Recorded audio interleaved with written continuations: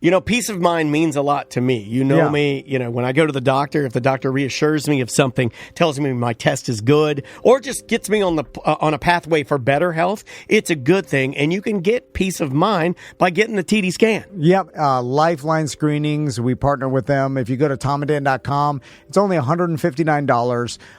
And why they can make it inexpensive for you is they set up in different public areas around. I mean, this is nationwide, by the way. Yeah. All of Florida. If you go to tomanddan.com and click on the 159 scan, then enter in your zip code, it'll show you a place, a Lifeline screening near you. Yeah. We did it over here at a Moose Lodge that right near like Lake Conway. Yeah. It was really nice. Super professional, easy. They sonogram your carotid artery and the artery in your stomach. They check the blood pressure in your extremities. Yep. You know, like a general health check to see like, hey, are you at risk for a stroke? And we even upgraded to a blood panel so we could see. Yeah, they offer that as well. Yeah, Like you take a full blood panel. Yeah, which really, you know, it can help you out. I mean, and plus, some of these times you got to get this stuff done anyway, so you might as well go there. And you don't have to worry about your insurance or a doctor referring you. You could just go and book it and get it for $159. That's the Tom and Dan special. You got to book through tomanddan.com. Yep.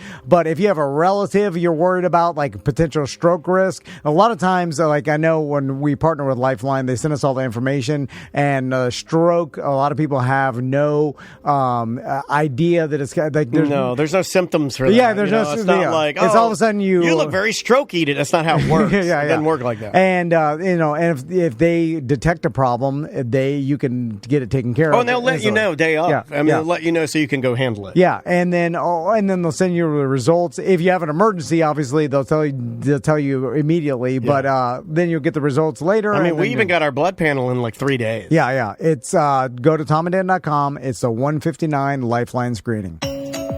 Welcome to A Corporate Time with Tom and Dan. I'm Tom. I am Dan. We're live on Twitch. We're live on YouTube. Come hang out with us. Just search for @Tom and Dan Live.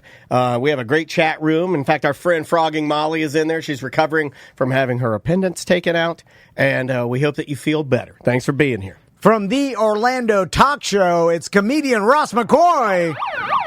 And, you know, I know you guys, you're listening on the radio right now. You're not going to join us on Twitch or anything. You're just listening in your truck, and that's fine by me. I like that. Yeah. Audio only. That's how we started. That's how we're going to end. You know what? Listen to this show, then flip over to Real Radio 104.1 HD3, The Pirate. Dude, I love The Pirate. What's going on with The Pirate? You just got it back. It's been like, what, 2 weeks since you got it back? And you know what? They started playing, like, it used to be just stuff that you were like, oh my God, this is like clearly an AI country song. And now they're mixing in a little jelly roll for like some people. You know, he's huge. I mean, he's a very popular. And they'll play like a lesser Buffett every once in a while. Did you know he admitted to cheating on Bunny?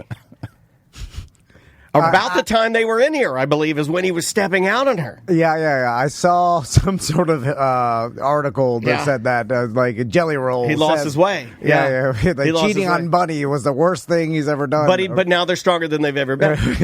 Now they're strong. Their bond, I believe that the bond that they have now and what they learned through the turmoil of him stepping out of the relationship, because, you know, she's a bad bitch. You know what I mean?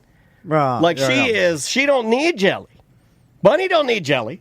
Bunny can do it on her own. She's a bad bitch. I think this Jelly Roll song they're playing on The Pirate might be a cheating song. Okay. All right. Ross. I like the one where he says he's bad and asks for help. Oh, that's all of them. Now, I don't know if, I have this much yank, but I may be able to get you to host a show on The Pirate if you want to do. That's a great idea. Like a music hour? As your DJ alter ego, Scarf's Toboggan. Ross created a DJ character years ago, a year ago, called Scarf's Toboggan. Yeah, he does overnights on tomanddan.com. You could literally... Because I'm virtually certain it's just a computer program that runs... no one's actually overseeing anything on... No. HD, The Pirate. I mean, we could voice it from here. You No, would, no. Ross. I'll help him out. It's a complete waste of time. You see what I'm saying? It's not. But for Ross, if he wanted I'll do it for Ross. He gave me a murdered out liner. He gives me gifts. I'll do it for him. Yeah, every week he's just doing it, and then just so he can listen to it. He could send it from his iPhone, honestly. He could send it to me via his iPhone. He could just talk into it and be like, "Hey, what's up? It's me, Ross, and here's what would you spend? Give me. Can you walk me through you being? I would play. I play some like Sunday morning coming down type of stuff. I'd play like King of the Road, maybe. All right. Some Johnny Cash, maybe like God's Gonna Cut You Down, Johnny Cash. That's a good song. Because it's an HD signal, it's not even. It's not real. Under FCC, the umbrella. Really? It's not under their auspices? I don't think so, because they only... It is, but nobody knows. Well... No, but is it? Well, we do have a license so when they say Cocoa Beach, Orlando, HD1, right? That's our WTKS, yes. Cocoa Beach, Orlando, HD1. That's our official way. Because we do have to say it that way. Radio, WTKS, it's still an HD terrestrial radio signal. No. The one that I think is under the license is the HD1 Cocoa Beach, Orlando, WTKS. That is because that one they still broadcast FM. Correct. They send a wave out. I think there is something to what you're saying. The other ones, since they're HD, they're just digital signals. So that's a good question. We have to look. I don't know exactly how it gets to your car. It may be magic. Write that down. Write that down. It's Wi-Fi. You've never thought of this before. I'm very disappointed in you. As big a fan as you are, you've never sat in your Subaru and looked at the Pirate and been well, how the hell does this signal get to me? It's not the real signal. It's got to be it's got an FM HD signal. Okay, here's what I'm going to guess. It's still terrestrial radio. I'm supposed to be the guy that knows the buttons and stuff here, right? I'm going to guess that you can bury digital signal within analog signal, something like that. And underneath the main HD1 signal, there are smaller digital signals that maybe are transmitted. That was pretty good. That's right. I'm not. Did you hear? That's right. You heard my confidence float right out of my ass there. But other than that, it tricked me, a guy who knows nothing. But a big fan, and I feel like you being a big fan does carry a lot of weight. You're the only one here that's even fired up. HD3, the Pirate. Is it 3? Okay.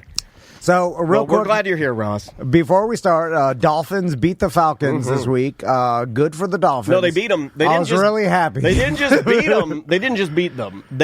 We are the worst NFL team. The Atlanta Falcons. No, you're not. Are the worst. We're the Jets of the South. No, you're not. We're the Jets of the South. You're missing your starting quarterback. You got old man Cousins in there. You're missing. Our your starting quarterback had a bone bruise. A little baby got a bone bruise. Anyway, it reminds me. I can't even be happy about it because at this point I'm like, this team is going nowhere. Like, who's happy about it? Yay, Dolphins. Anyway, none of my Dolphins friends were happy. No one cares. Nobody was. You didn't put a little money on the Dolphins? No, I bet on the Falcons. Everybody bet on the Falcons. Anyway, everybody bet on the Falcons because the Falcons, up to that point, would have been the better team. Now, I'll say right now they are not. I had a moment Sunday morning where I was like, I should call Tom and find out what he's betting and bet the opposite. I honestly God. And then I was like, nah. Yeah.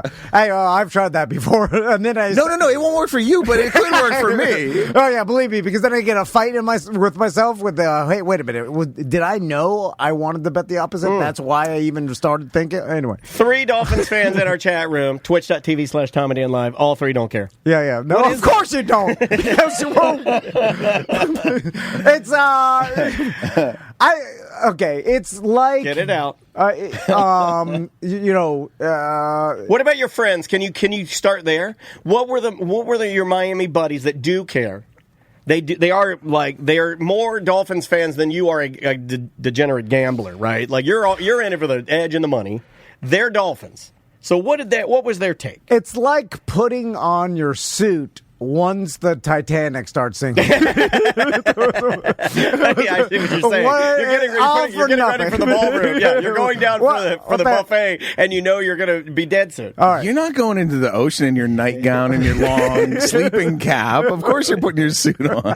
That is true. Ross brings up an excellent point that you would put your wool suit on. Dude, you got an open-ended nightgown and the ocean comes right up in there? That's bad. So, speaking of sports, sports. We didn't get to talk about this last week, but Daniel went to the Magic game with Cadillac Pat. I'm glad you brought this up. And we never got to talk about it because last week we had Savannah in, and we were telling stories all day. So I figured we went and did a little special thing with Seth for Halloween. Yeah. So I go to the Magic game. I go to opening night with Cadillac Pat, and the amount of hype that they've put on this Magic team it's too much. We won every preseason game, which is never a good sign to me because it just means you're going to tank out when you get to the real deal. It means nothing. Nobody who is going to play in the season is playing in the preseason, really. Pretty much. Preseason's... But the first game, we get there, and there is nothing, in my opinion, that's more annoying than Miami fans in the Kia Center because they've been here longer. And what I mean by that is... Just walking around complaining about the Dolphins. But I remember what it was like to want to like the Heat because we didn't have a franchise in Orlando, right? So there are tons and tons of Heat fans. It's almost an even red and black to blue and black when you're in there, right? But there's nothing more satisfying than winning and we're booing the Heat to their face. Boom! And yelling at them. Cadillac Pat's yelling at them. But we almost didn't get in. Okay, yeah. This is what I want to talk to you about. We almost didn't get into the goddamn game. I'm assuming Cadillac Pat couldn't get through the metal detector because he had too much treasure on him. Okay, all right. They just had to do it. So, because Daniel told me, and I was like, oh my God. You need to play the lottery today. Well, I just know Cadillac Pat Or maybe that's not really a crazy guess. So he shows up here. Here's what I know about Pat. Hold on. I like when Dan starts out. He shows up here. When Dan starts out that high, it's going to be a good story. Yeah, well, he showed up at the studio. I love Pat. Pat's my boy. Pat was excited about this. He was. Yeah, it's a thing that was happening. Of course, Pat was excited about it. Yeah, but this is... Dude, he was... This is Pat's dream to go out with Daniel and do a Magic game, and then really it's Pat's time to shine. Like, he wants the attention on himself. Like, he's like, you know what? Maybe it's prime time, baby. Maybe since I'm going with Daniel, and Daniel may not want to get noticed or something, he just wants to go watch the game, so maybe I should, downplay. I'll just wear a regular Magic shirt and some jeans. Oh, is that what you think? Like, maybe I won't go full 90s space cowboy. And so that, I would love to see his closet. His closet must shine like the sun. No BS. There's some really expensive, vintage. He has some crazy vintage clothing. Listen, as a guy who is sitting on a warehouse full of moldy clothes, I know. You should get him over there. I mean, he might buy us out. Fleece him for some money, man.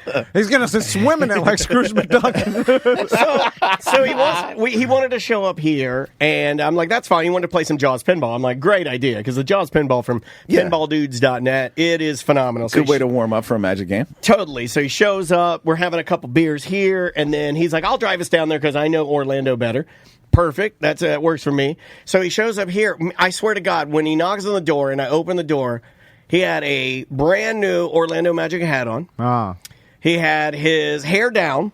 He had on a blue and gray acid wash tie-dye Orlando Magic crazy print shirt. Okay, all right. He had on skin frickin' tight acid wash muscle man stretchy jeans poked down into bright yellow and purple official Nerf shoes. I didn't even know they make Nerf shoes. The Nerf guns? Yeah, sure. But no, these are shoes. Nerf footballs, famously. His shoes are Nerf, and they're bright. On his hands, every finger has a ginormous mega gold ring. All right. Every finger. He has they're big Nerf high tops. Then he has a magic a tied around his waist. He's a karate belt. You made a karate belt motion. He had a jacket around his waist. Okay. He comes in, and then what is he carrying?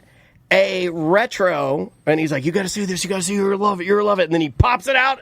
It's a giant retro video camera. Like a Super 8. Okay. But it's updated for now. So it looks like something that... It's from the 90s. Well, it looks like something from the 50s, honestly. He's like a cameraman. It looks like the camera that Oh, like a Super 8. Like he's Zapruder out there I'm not getting kidding. the Kennedy assassination I'm not kidding. But he's a 90s superhero. He's losing his way. Why doesn't he have a 90s like VHS video recorder? I don't know if maybe they don't make them, but this one is and you put an SD card in it. Tom, did you forget in the 90s there was a huge wave of 50s nostalgia because of Stand By Me? So he's 90s, 50s He's 90s, 50s. Yeah. Okay, all right. So, yeah, like, thank you. Corny's Cheesecakes in our Twitch chat room, which, by the way, make the best cheesecakes. Okay. She says it's like snuff films. Yes, it's exactly like the camera that Nicolas Cage. 8mm. Yeah, in 8mm. Yeah, Okay, all right. So he has one of those, and he's like, oh, you're going to love this. He's like, looking through it. Look, he's like, so he played Jaws. We have a couple beers, and then it's time. Let's get down there early. So we take off. We get down there, we're flying, because this guy, he knows how to drive in downtown Orlando. So thankfully, I made the correct choice of having Pat drive because I don't go downtown, so I don't even know where to go. So we get down there, we pack everything up, make sure we got everything. We're like, let's head. So he parks in a parking garage. We start walking to the Kia Center. The atmosphere is great. They got the bucket guy out there drumming. They're giving away stuff. They've got like a fan fest. I love a good fan fest. I do like how when there's events there, they extend it like a block each way. Yeah. They do a very good job with that. Yeah, it's fun. And they give away a lot of stuff, like teleties is out there. My wife loves do you know what teleties are? No. It's like a scrunchie for your hair, except it's made out of an old telephone cord. I should have thought of this. And they're just raking in the money. Because apparently they don't use telephone cords anymore, but guess who uses them? Your hair does. Yeah, they're just repurposing it, and they're just cleaning up. It's a great product. Wife and kid love them. Teleties. Let's work with them. And so we're getting free stuff. We go up there. Well, the way that I should have thought of this. The only problem that I have found with a Ticketmaster app is that you have to have Wi-Fi in order for it to work. Okay. And no offense to the Kia Center, but when, 10,000 people are on your Wi-Fi, it doesn't work. So I was having a hell of a time, like, pulling up the tickets.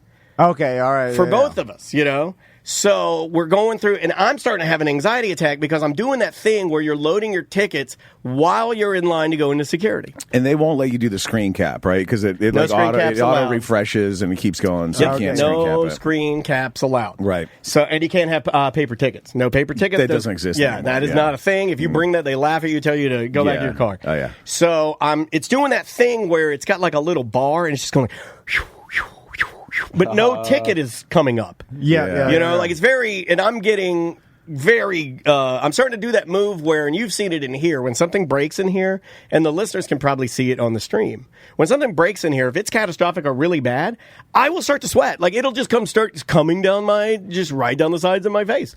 I can't, I'm doing a little bit right now telling this stupid story. Now you could just stand aside and be like, all right, go past there. I did. Just wait. And it's like, That's exactly what I did. So I step aside, and then, Pat's like, well, it's cool. He's like, he's fine. But he's trying to push me almost like you would to be like, come on, man, get in line. It's going to, he's a positive guy, right? Yeah. I'm not necessarily known for my positivity. So he's like, no, dude, the closer you get to the building, you're going to get better Wi-Fi. And I'm like, well, I can't really argue with that. So I'm trying to kind of manage stepping aside and getting in there, and we make our way up there. Finally, they pop up. Yeah, Pat has no anxiety. See, None. so when Pat is confused by you're like, hey, I don't want to. Pat's like, oh, who cares? I was poisoning his time. Yeah. It was like the fumes were coming off of me and he's like, yeah. So sure enough, the tickets did pop up. He was correct. So I relaxed a little bit. So I'm like, you're in his sphere of influence. Things work out for him. Well, it balances me out. I would argue that it balances me out better, probably in the same way that Tom and I's relationship balances a little better, right? So I was doing that thing where it can't be good for your heart, where you're like, like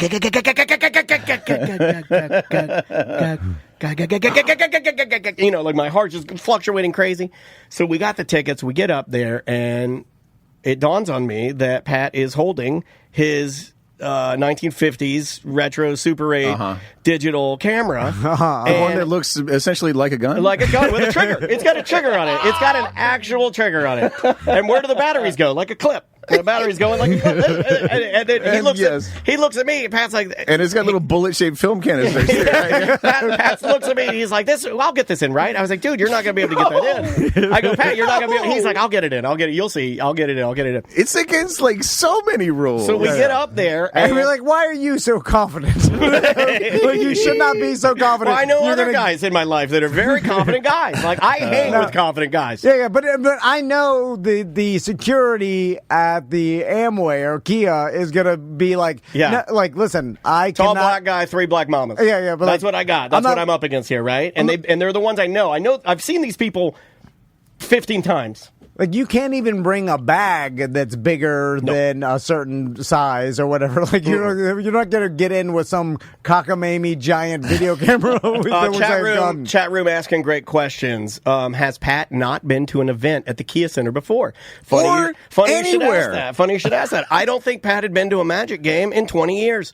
I think that was his first game back, really. He's relying... He's Back to the Future. It's like he woke up from a coma. Encino Man. He's relying on the fact that he looks ridiculous, and people usually give him a pass. They loved him. If Pat, he was a hero. In line, they loved him. They love him. Yeah, because he's the best. He's dressed like a fool. Some say a clown. He's dressed like a clown, and he's dancing around, super nice, like the nicest guy in the world. He is the nicest man in the world. He's trying to make you laugh. He's kind. He's a human cartoon. Yeah, he's a human cartoon. Yeah. How can you get mad at a cartoon? So sometimes they probably let him, like, they bend the rules for him. Oh, right. Take your gun camera. I think that is what he might have been waiting for. So what does he do? What do uber confident guys? You know this. Pat knows this. I mean, Ross, I think you're sort of in there too. You're very confident. What do you guys do? You send on the weaker people. You send them on. You go in, away. Test the defenses. You're like, because I also had to pee really bad because I'd had, a couple of C minuses here at the studio, and now I'm at the Kia Center, and I need to use the bathroom. By the way, the Magic staff and all the people telling you where to go, that could not be any better. You guys do such a good job at that, and, like, I complain a lot, so it's good to point things out. But they have, like, referee shirts now, so when you look confused, they come up to you, and they're like, we can help you, what do you need? And it's really good. They do a great job. So Pat says, go ahead, we'll get in. So, you go ahead, you go pee. I'm going to talk to the 3 black mamas security guards and work this out, no problem. So I go in, I get my ticket out, boop, I get in, I go, and then I do what you would ask me to do, Tom. I step beyond this little area where the people that are helping people are, and I kind of tuck over in the side so I can keep an eye on Pat and watch him come through the security gate. So for about the next 10 minutes, I see him talking, and I realize what he's doing is he's explaining to one woman, and then explaining to the other woman, then explaining to the man, and then they're going to take it up the system and get a supervisor. And I'm like, oh, God, this is not good. And my anxiety's just going crazy. So he does get a supervisor, different shirt, totally, and then a guy with a suit comes over. Then I saw a side of Pat I don't think I've ever seen. I saw a group of security people denying his, quote, party, and he was mad. Whoa. Yeah. He was mad. Madillac Pat? A Madillac Pat, a little bit. That's really good, Ross. And it was a lot of like, what do you mean? I mean, like, what's it? What do you mean I can't take this thing that looks like a gun? Then no one, then literally there's a list of things that says I can't bring in. And so then he starts pleading his case. He starts doing Your Honor. A full mo, where he's like, he pulls his iPhone out. He's like, what is the difference between this phone and this gun-shaped camera? He's doing a whole argument with the mamas and with the I wonder if he practiced it just in case. So it's just he's trying. He turned on the charm. He even turned on the mad, which I'd never seen before. Maybe I don't think he has to go to the mad very often. I've never seen it. And then we realize that he's going to have to go. He's going to have to walk it back to the car. There's no way he's losing that thing. He ain't going to put it in the bushes. Well, once you go mad, they're definitely they're not like, hey, okay, let's let this mad guy in with the gun. You know what?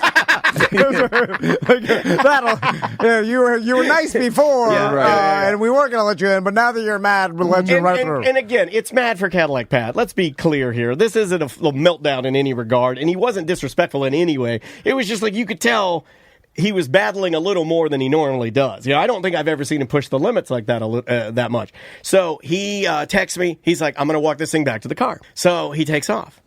Well, I'm waiting. and I'm waiting, and I'm waiting, and waiting. Well, finally he texts back. I think it was because of the cell service. He doesn't have his ticket now. Oh, because they're on your phone. Correct. Yeah. So he can't get in. So then I have to figure out, using the bad Wi-Fi, how to send him a ticket. Oh, God. All right. Yeah. So, and then finally he gets finally he gets in. We're there. We go upstairs. We miss like a decent part of the first quarter, but we made it to our seats. We get in there, and not bad. We won. We beat the Heat, but that is a lot of anxiety that I do not like. I'm going to have my tickets in the wallet from here on out. I will not be pulling them up on site. That is not. I was trying to be cool, dude, and relaxed. They don't even let you have paper tickets anymore, right? No. You have to pull them up on your phone and put them in the little wallet feature. Oh, and save it as like it saves it not as a screenshot. It saves it as an actual digital ticket. I guess. Some kind of file that can update. Yeah. But it was really, really fun. Pat's the best. I got to try Big Dave's cheesesteaks. I hadn't had that. It was pretty good. We beat the Heat, which is awesome. Did Pat start like the wave or anything? How's he act in a Magic game? He's good. He's fun. Yeah. So people love him. Like you can't. He's fun personified. So once he was in. And he did have to cool down a little bit. And maybe he'll call in and talk to us about that at some point. He was very hot. And he's like, man, that almost ruined my time. And then he's like, okay, I'm putting it away. Compartmentalize. All right. I'm good now. And he's back into fun time. I want to know what was the plan with the gun camera. Was he going to make like a feature film while he was like watching the Magic game? He did say he wanted he and I to make videos. He just wanted to impress Daniel Ross. It did impress me. He just wanted I was very impressed. Have a toy or some sort of gimmick that Daniel was going to I like toys and gimmicks. And all this headache. I mean, he knows his audience, right? He knows his audience. Yeah, well, he doesn't know what you can bring into the Amway Center. That's the key. Most people don't, though. If they if you go too much fun, you lose a lot of the details of life, right? But like when I went to see The Weeknd at the Kia Center, or even in Miami, like I read everything you can bring in. I read like what the options. Like when I went to Miami, I was going to stay the night, so I had all my stuff on me, and I was like, all right, I know I can't bring some of this stuff into the Miami Dome or whatever. So I found like a little locker rental thing outside. You know, I dealt with that ahead of time. I didn't just assume that I was going to charm my way in with a bunch of weed, frankly. A bunch of weed. Oh, man. This is interesting. Conway J in our Twitch chat room, twitch.tv/Tom and Dan Live, he says, quote, I had a USF cheer dad show me how to use ChatGPT to make a fake ticket to show the ushers once you're in to sit in different seats. That's pretty clever. Oh, man. I saw one of my favorite TikTok videos of all time. A guy that like sells tickets in an event, right? And he noticed two tickets that he hadn't sold yet, and people had like sat in them, and he went and kicked them out of his seats even though he wasn't using them. Made my heart sing. It's so good. Yeah. Every once in a while, I'll encounter like someone like Cadillac Pat, where there's no way. Well, in this way, Ross, you're going to have to explain. I'll be standing at some sort of security line waiting to go into some event. Yeah, and there'll be a guy with me, and then be like, and the guy will be like, "Oh God, I've left my knife in my pocket." Right, and then I'll be like, "Oh, well, you're gonna have to either throw it away or like go hide it under a bush." And then you say that to him? I tell you, say, shut up! I didn't ask you. Well, the person, you're ignoring the option of stabbing your way in. No, here's what the person does, which makes me the most irritated. They'll be like, I'll try it. Let's see what happens. And then I'm like, oh, you like that they don't remember that the rule is the rule? No, well, they just want to see. They'll be like, well, maybe can I penetrate security? Maybe they won't catch it. I'm like, this is what they train to do. Like, I'll catch a knife, and like they're gonna catch you, and then it's gonna be a big pain in the ass. Why are they like, oh, empty your pockets? You're gonna pull out a knife. It's gonna be awkward. But don't you dream of finally getting past them one time? Yeah, but it's so awkward when they pull out when you pull out the knife, and then they have to act like you don't know. You're like, oh, I didn't know I couldn't have this in there, and then the security person, they know you're lying. We like you. How dumb are you? First of all, you didn't know you can bring a knife in here. Anyway, one of the classier Real Radio events I've been to in my life, the Hideout was hosting midget wrestling down on Old Town. There's like a venue down on Old Town somewhere where they could do that. Son of the It was that. Yes. I was at that event. Were you? I was at that event. Okay. I was supposed to judge it, and then I didn't realize it was just a setup for people to call me a midget when I got there. Yeah. I'd missed that. I was too busy I was like, so the Hideout wanted me here so they can make little person jokes at my expense all night. That sounds like the Hideout. Yeah. I didn't remember that part. But anyway, I was the long line to get in. Like, I'm never going to R-word wrestling. Well, you can't say it. That's a trap for me. So you should have known better. I should have. Exactly. So Sun on the Free Beach. TV. I forgot about the name of the place. Sun on the Beach. I'm in line to get in, and I get up to the front, and there's like no metal detector, but there's like a bouncer, and I had just forgotten. I had a pocket knife in my pocket, and I had forgotten. And he's like, "Hey, is that a knife?" I was like, "Oh yeah." Should I walk back out there? He's like, "Nah, we got lockers for them." They were ready for people to walk in with knives, and they had like a whole system. Disney has that, and it frightened me. Kissimmee. Sun at the Beach. Publix has gun lockers now. Really? Yeah. No. You can carry them inside there. Yeah, you can bring them right inside there. Good old American Public. You should bring them on in. I saw it in my head right next to those coolers up front. Should we get some gun holsters? I do. Okay. I do want to sort of walk around Publix with my shotgun. No, but like what? Because I'm allowed, right? I'm allowed to do that. What if we got some gun holsters and we had some, guns and we just put them in our holsters? I'd feel every day at safer. work. I tell you, I'd feel safer ordering my sandwich if I were able to have it, right? Anyway, we'll move on. Ironically, you know what? Like one of the best holster types is the DeSantis holsters. DeSantis makes a really good holster. He's not kidding. That is a brand for sure. The brand is absolutely. Yeah, absolutely. So Ross, let's talk about Victory Casino. Do we have enough time? So no. So you went on a Victory Casino cruise over the weekend. I did a little scouting for Ram Davesy, who's going to be hosting a boat gambling extravaganza upcoming real soon. I'm making headway on those top hats. Okay, excellent. I made some headway on the top hats. Excellent. I mean, we can get the pirate to sponsor it. That's my dream. But so I went on a Thursday because Victory Casino cruise on Tuesday, Wednesday, and Thursday evening cruise. It's $10 craps. Okay, so that's really cheap crap. So I was very interested, and me and my wife went, and man, we had a great time. I was surprised. My wife really enjoyed it. You guys have all been. Everybody's been. Yep. Yeah. Leading up to this, I kept saying to people like, "Hey, I'm going on the Victory Casino cruise," and literally everybody I talked to was like, "Oh yeah, I went a couple years ago. It was fun." And so we went. They parked like right off of Cape Canaveral. I think they go out 3 nautical miles because that's like far enough to gamble, but not far enough for pirates, is my theory. Okay, so before you move on, that's the biggest thing that bothers me is about a casino cruise. Okay, is the fact that you even have to actually drive out. Oh, you think it's like just a formality, and you should just be able to park the boat on the shore and still do it? What are we doing? Who cares? Does anybody care? Yeah. You have to actually drive, and you're like, nope, can't start gambling. 3 nautical. Like, just do it at the shore. You put this in the same category. What are we doing? Okay, Tom and I had a huge discussion on the way back from the Halloween special. We were talking about how silly it is to pop all these old Asian massage parlor ladies. They just did a big sting, and they arrested like 30 of them. And it's like, come on. Who cares? Yeah, it does go into a who cares. It's like, come on, man. And they all look exactly identical, which is really wild. If the captain was like, you know what, guys, we're just going to start here and stay here. No gas. Out of gas. And then guess what? You gamble. Yeah, and then you can leave whatever you want, but you can gamble, have fun, and then you leave. Nobody would care. I promise you. No, not one person. You cannot. I will pay you if you find someone who cares. No one cares. What if we just had to lift the gangway? That way you're disconnected from the main Okay, yeah, that's a Mississippi. Yeah. We'll give it one Mississippi. We just lift the gangway. We're disconnected. Hands off. Yeah. They idle in the port or whatever. I don't know. Yeah. Would that be okay for your level of anger? Because I think your Mississippi gambling boats, they are just like in the river, right? And you just walk across a little bridge, and then you can gamble. Yeah, so they have to be floating or something. Right. Just put it down the street. No one cares.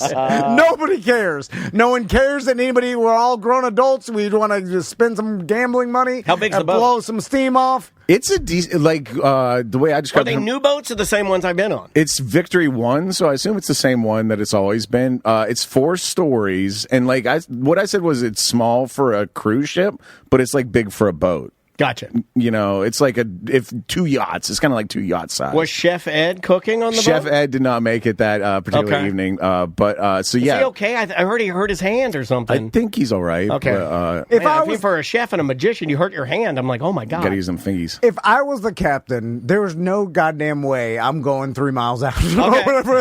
I'm gonna put to because I'm like, no cops are gonna come. There's no U.S. Coast Guard. But you have to argue this every time we get in the boat. I'm mad. I'm like, why the hell are we wasting fuel here? All these people are adults, American adults. They're to let them gamble right in the street. I'm trying to imagine if you're the captain of the gambling cruise ship and be like, Captain, we left the chips behind again.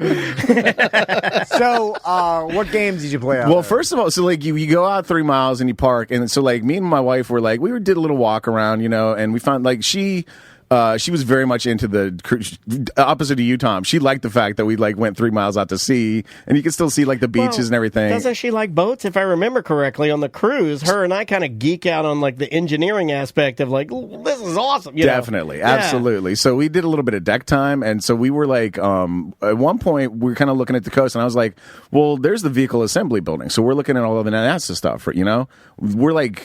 We're parked right off of the coast of NASA. And so we started talking about man, we got to figure out one day when there's a launch and come out here on this boat on a launch because you're literally right there, we could reach out and touch the launch pad 6 or whatever. It's right there. And so we go in and I'm like, we're playing some slots or something. And the captain comes on and makes an announcement. Hey, in 10 minutes, if you want to go out to the deck, there'll be a launch from the NASA launch sites. And we were I almost spilled my drink. Because we were just saying. They are trying to get you to be addicted for life. They were like, is there a launch tonight? Ross is on the boat, right? Oh, this is going to seal the deal. Right? Doesn't that feel like they're trying to seal the addiction deal on you? It was one of those, it happens so rarely where you're at something and you're like, it'd be really cool if this happened, and then it happens. I don't know. It was wild. And food's pretty good. Drinks were good. We go out to the deck. The launch first of all, the launch is right there, and then it came directly overhead of the boat. That's cool. You could look up this thing's skirt. It was amazing. To watch a launch from a boat that close is awesome. Well, while you're gambling, can you plan those? I mean, I would imagine those are the premium ones that people want to buy, right? There's a lot of launches now, way more than there used to be. They're launching rockets and we got a satellites bunch all of the stuff damn time. right in that middle, or that lower orbit, right? Don't we have a bunch of junk floating around in there now? No, there's a ton of space. Y'all get it up good. Yeah, I like that. I like it. So yeah, the launch, and then it is Brevard. So I'm going to say about it was kind of lightly attended. It was a Thursday. There's let's say there's 100 people on the boat. Probably 35 of us came out to watch the launch, and it was amazing. And then the boat's really good. I want some money at craps. Hey, all right. Yeah. I did pretty good at craps. So the rocket launches. My wife, every rocket launch, she makes the whole family walk out into the backyard. I don't care about it anymore. Okay. I'm so bored of rocket launches. I make fun of you guys. Her mom runs over. Yeah, I make fun of that. I feel like simpletons. It's look, fire again, guys, fire. And then we all go out there, and then we watch the launch from our backyard. And you got to start skipping them. Okay, so I started making the argument. I was like, am I rubbing off on you a little bit? No, it's not even that. It's just the 100% truth is, if you look at something over and over, it does devalue. Oh, this is your I love you thing. This is his I love you thing. I'm with him. No, I had that argument before. If I'm watching dozens of these things, it's almost not even worth leaving my couch to walk out in the wet grass and stand there and watch a damn rocket launch. It's the same. I've seen dozens that and grass dozens. bothered you. And then I'm kind of upset that my wife is even excited about it anymore because is she just Pavlov trained to be does she get excited about it? Have you ever asked her about that? I don't know. I mean, it's like the guy that eats the Big Macs every day. Morgan Spurlock. No, not him. There's some other, You're guy. comparing your wife to Morgan Spurlock? No, there's a guy who has receipts proving that he's eaten a Big Mac every day since 1985 or something.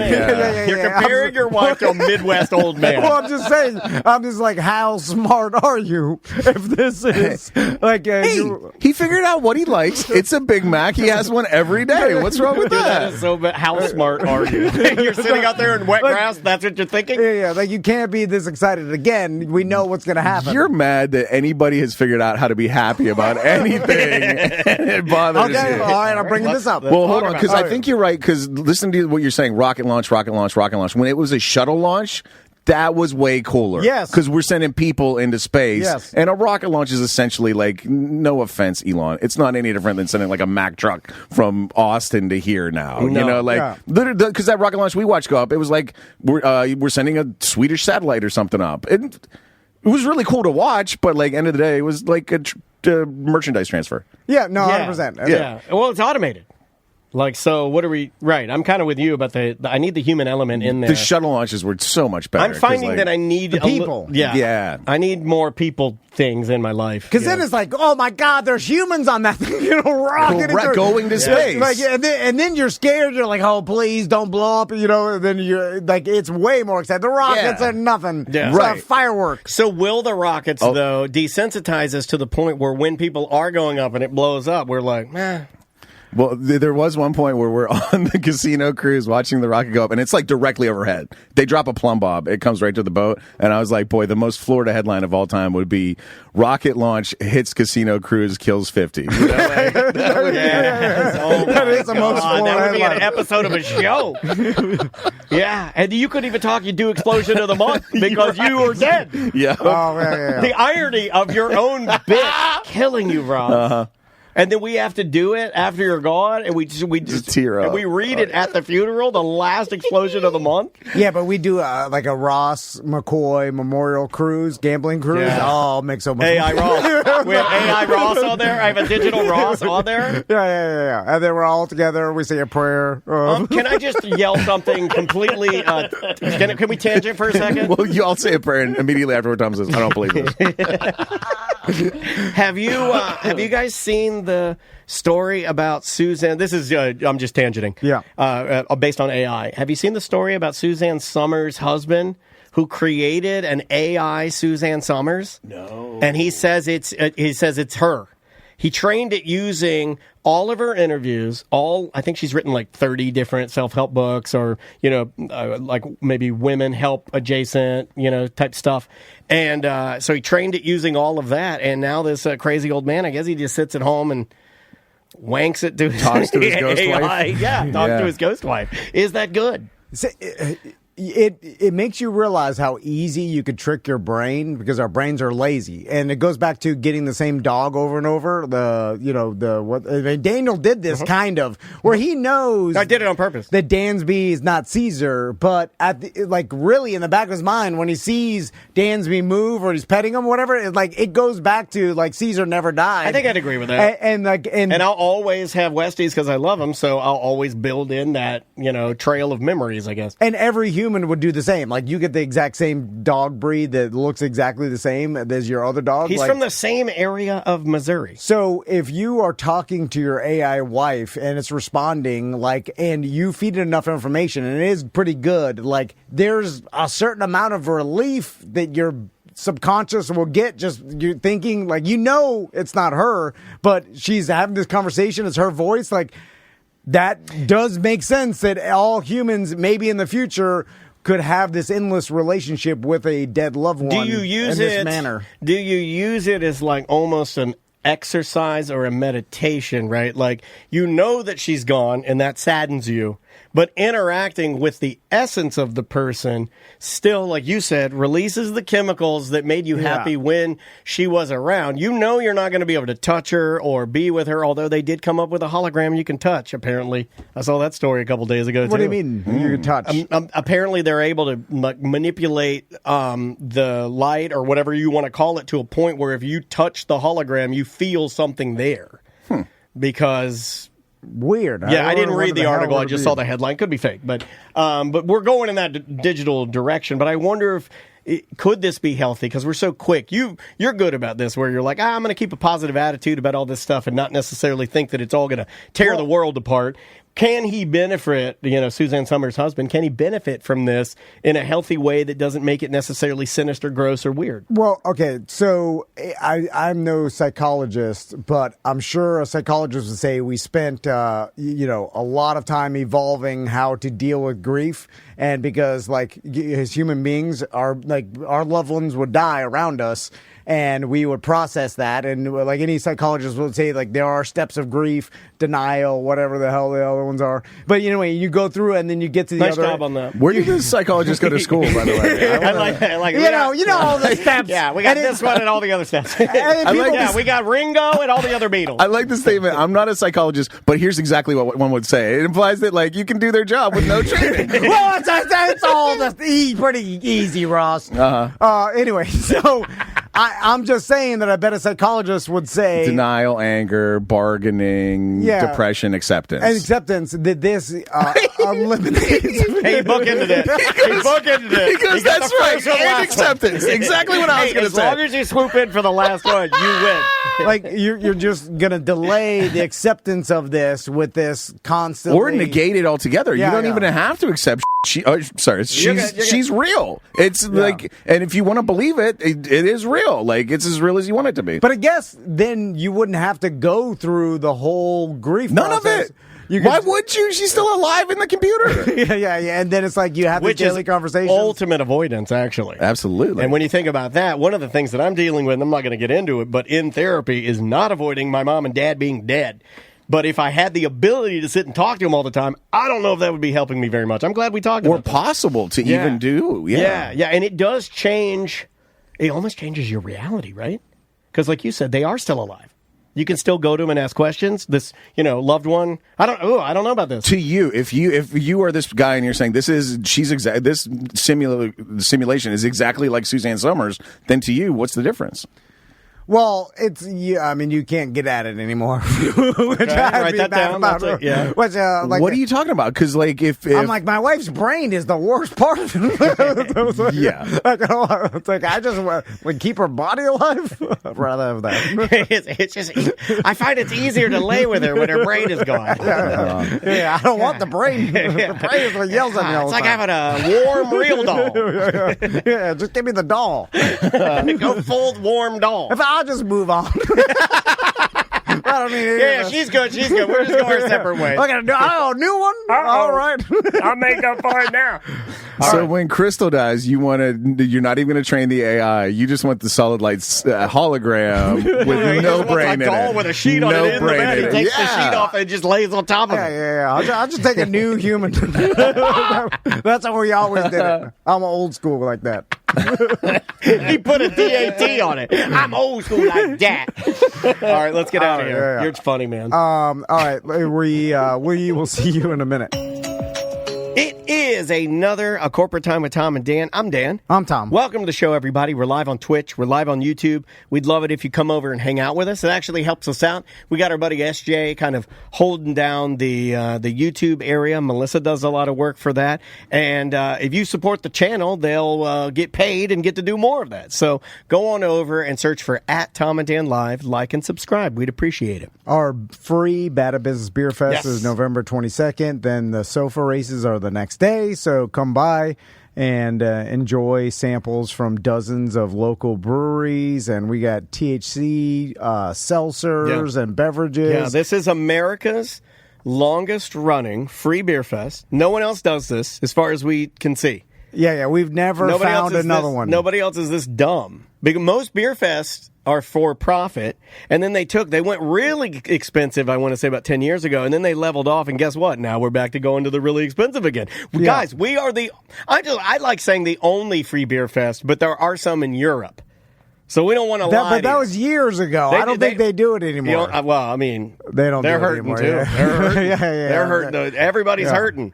Why anybody would do a free beer fest, I don't know, but we're doing it, and we want you to show up. Please bring your family. I've had a lot of listeners, and I can answer this guy live on the show. I had a guy hit me up. He says, I want to come out there and sample some of the beers, but I have a 13-year-old daughter, and she wants to tag along. Bring her along.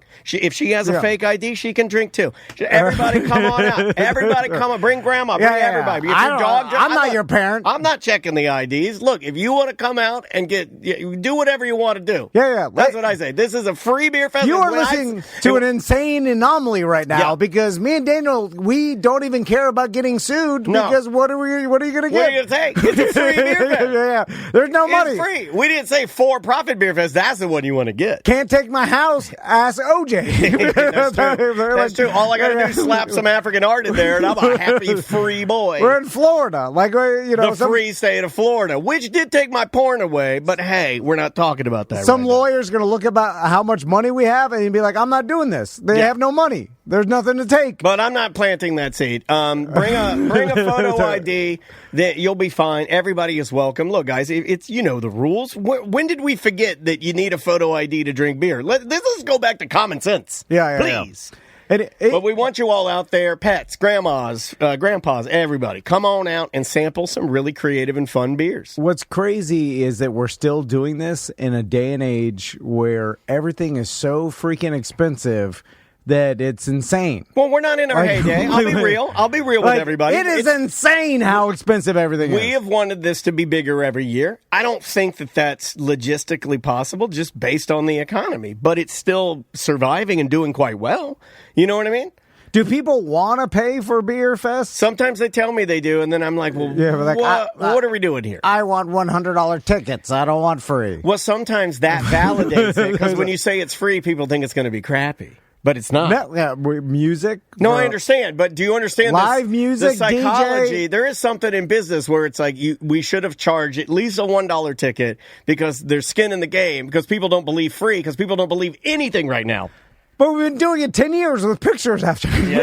So like every year we do it. I know. And we're like, look at all these pictures of everybody having But people fun don't believe pictures, AI. They're like, and everybody's mind is clouded with the Tylenol. All right, so you bought short pants? You mother effer.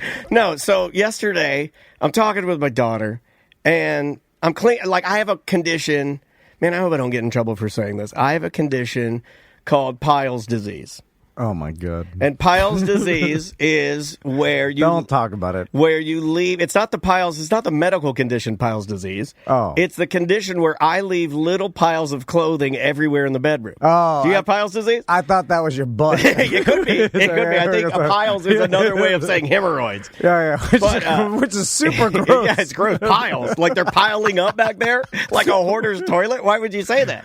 But I have a Pyle's disease. And I leave little piles in the bedroom. I know other men that suffer from Pyle's disease. Summer Aiello has told me, maybe I'm going to get in trouble for this, that her husband Mike is a pile man. He likes little piles of clothing. Okay. Little pile of hats, little pile of t-shirts, little pile of jeans. So are you making the piles because you may wear them again? Yes. Yes, I do. You're too. a pile man. Okay. This is just to establish. I do it on top of my dresser. I put my work jeans and my work shirt. I do it with workout clothing, and Andrea said, well, if they're not too sweaty, if I Thank you. If I just do a light workout. Thank you. I was doing weights today. I'm not dripping. I'll wear this tomorrow, and it'll be fine. You're a piler. So there's a lot of guys out there. In fact, and I'm trying to help my wife who's doing the laundry. Bingo. And then she's like, "Oh, it stinks." I'm like, "It your doesn't clothes stink. It's your hypersensitivity. Yeah, wear a clothespin."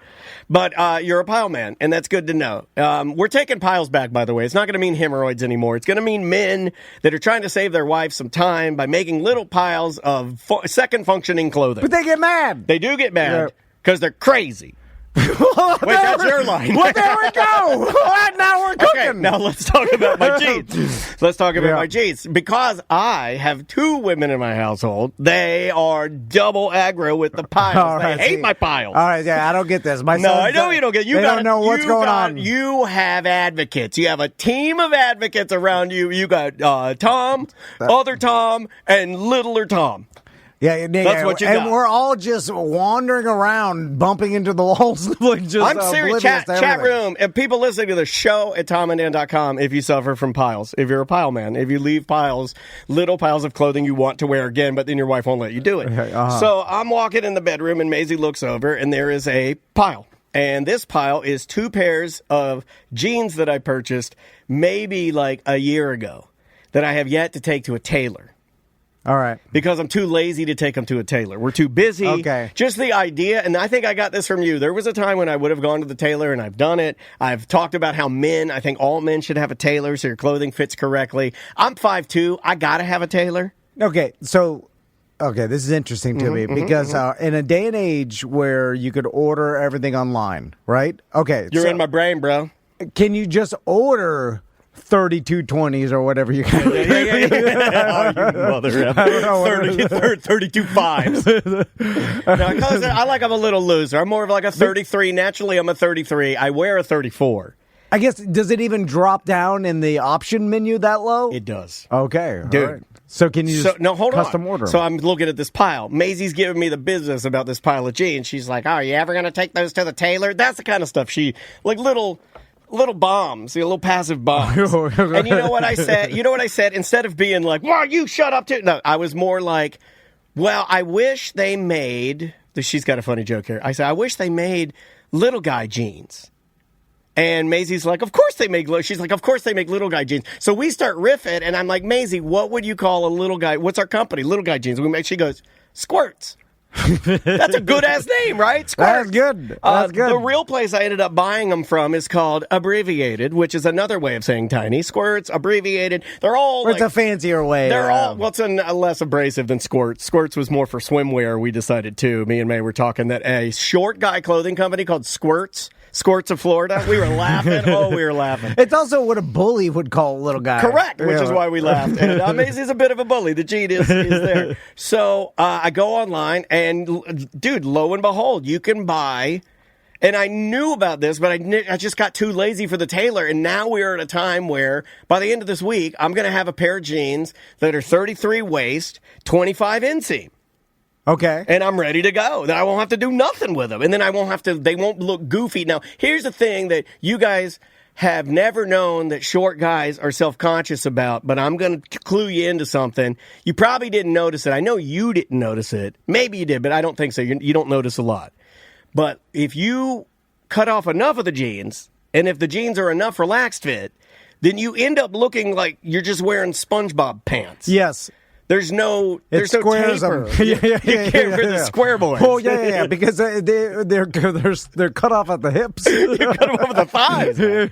Yeah, you cut them off in the wide part of the thighs. So they become they always like short pants, like bell bottoms. Yeah, they're like big Dickie shorts that skaters wear. You know. Yeah. So I we'll see. They come the end of this week, but this is the first time in my life at 49 years of age, as 5'2" man, that I measured myself. I measured my waist. And I was like, okay, I'm gonna buy. I went to they have this thing now where they're like, describe your body. You can take a picture of it. Yeah. And I took my picture and I'm below average, obviously, in height, but everything else is basically average. And then you just go through and you measure everything. 33, 25, boom, let's roll it. Okay, so $80. I didn't think that was bad.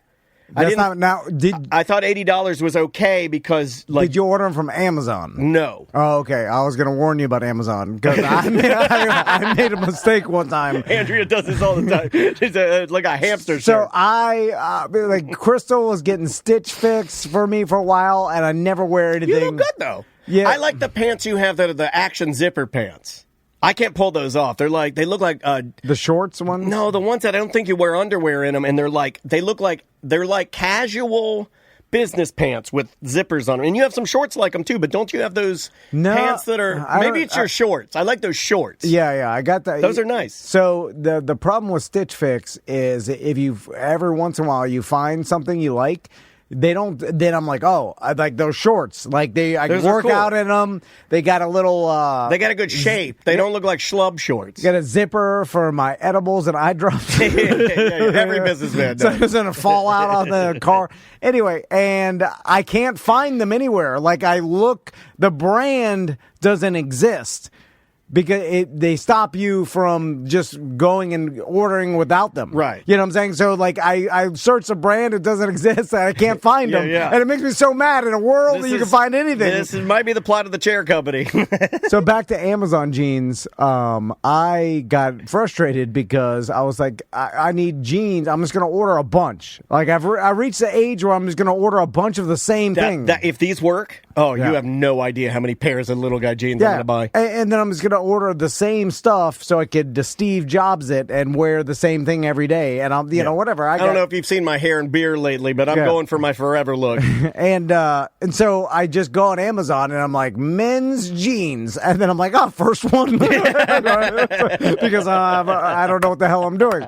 So I go in there. I'm like, oh, this is $38 or whatever it was. Like, and it was like free shipping, $38. Like, this is the way. This is good. Yeah. So then I go and I'm like, you get them fast. I'm like the size, and then I'm like, there was the guy wearing them. I'm like, this kind of look like him. Yeah, I'm like, and you do kind of look like any guy wearing jeans on Amazon. So I'm like, order $38 jeans, and I'm like, man, this is easy. I'm like, I don't know what the hell Crystal's doing. She's crazy. I'm like women. Yeah. I'm like, I just go to Amazon, search men's jeans, click on the first thing, and then order. One click. Easy. She must be on her period. So then I got the jeans. What'd you think? So when I got them, I looked at them. I'm like, they look stiff Yellowstones. What'd you get? They look odd. There's something off. Okay, describe. It looked like the Chinese military made them. Okay, all right. Yeah, maybe they did. Like it looked like Chinese military jeans. Don't knock it till you've tried them. And then the gene of discipline. And then when I put them on, and I was like, this doesn't even. It looks like denim, right? It's like, is this cake? What synthetic denim? Like if you folded them and then said like, which one's the real jeans? Right? I don't know. Like it'd be hard to tell. And then I put them on and I was like, Asians, God damn, they love game shows. Yeah. And then it was a color that was in the spectrum of jeans, but not a jean. Yeah. And it was weird. It was like, are these dyed something else? Like they were like dyed sacks, like some sort of sack. It was dyed. You think they repurposed some sacks to cut you some jeans? I don't know. So it wasn't true, and it was horrible. And then I got mad. I didn't even tell Krista. I just threw them in the garbage. Because I'm like, I'm not taking this to Whole Foods. So I'm like, this is a mistake. And then I was like, this is why. The idea of you madly kicking them into the trash. I was like, this is why you can't, like, you need to go further, and there has to be some sort of, you got to look at Reddit, you got to, you got to ask some lady where to buy the jeans. Anyway, you can't just go to Amazon, type in jeans, and then buy the first one. But jeans are a weird thing, right? Because you can go online, because last night, Andrea... You need a company that makes jeans, you need to buy them from that. You can't buy them from the Chinese military. Well, right.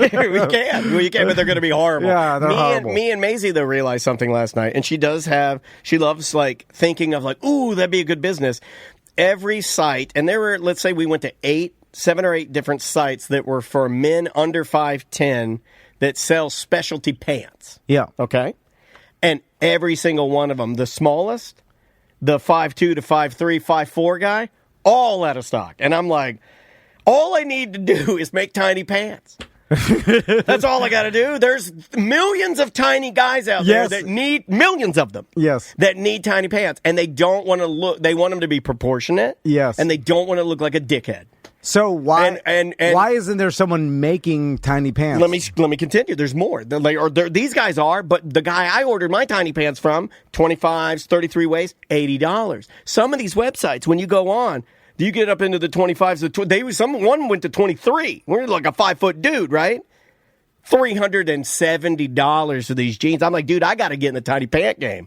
I have to get in the tiny pant game. Because they're custom made. No. These are, you just pick out the thing. I mean, they might be custom made. I mean, $300. But it isn't stitched to your diet. It isn't like you take a picture and we're going to stitch it to your butt. Oh, maybe for $300. And it was one of those websites where it looks super high in fashion, where they're using just like a font, black font on white, with just really good looking photos of good looking like tiny guys. So you bring up a good point. Like big and tall's a thing. Yeah, okay, yes. Why is big and tall a thing and tiny not a thing? Big gets things done. Tiny holds back America. Yeah, but that's the cliche. But follow the money. If there's money in big and tall, we've heard for years like big and tall stores exist everywhere.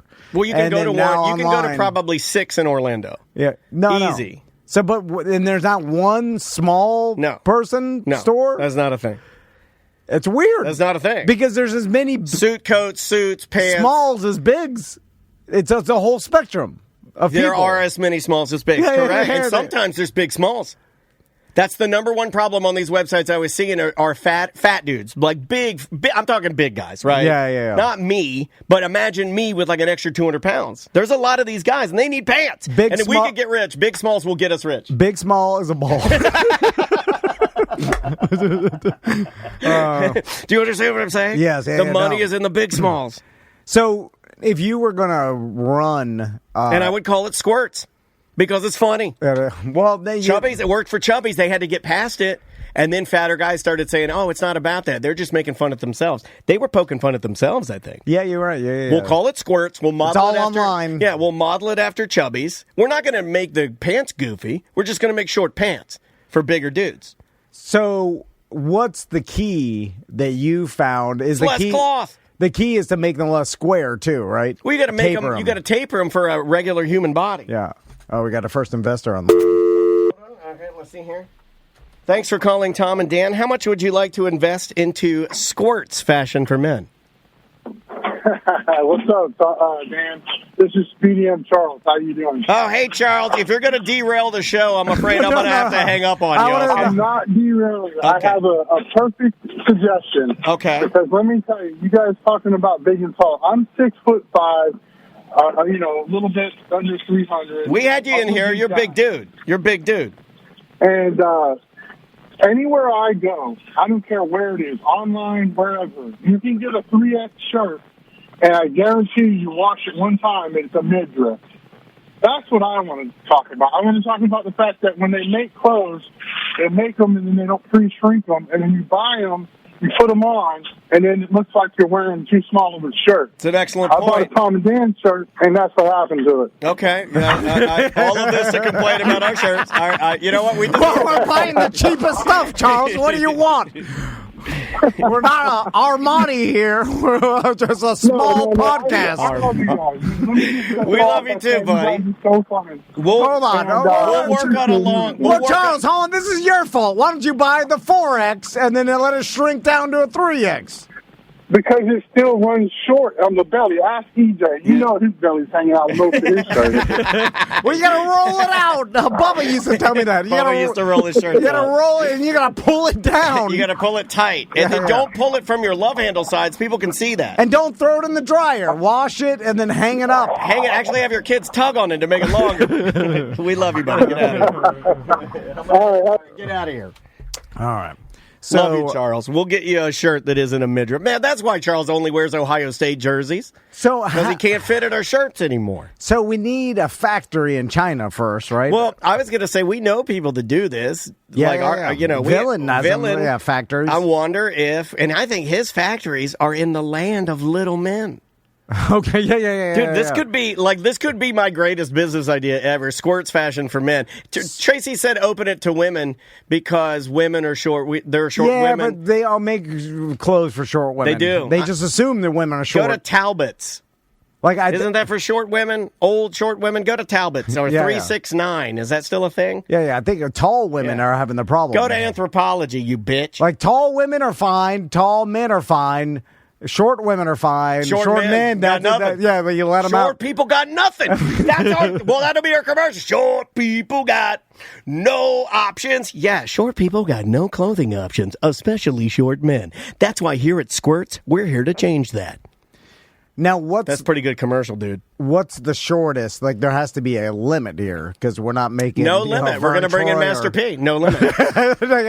Master P's are one of our investors. We'll go as short as you are.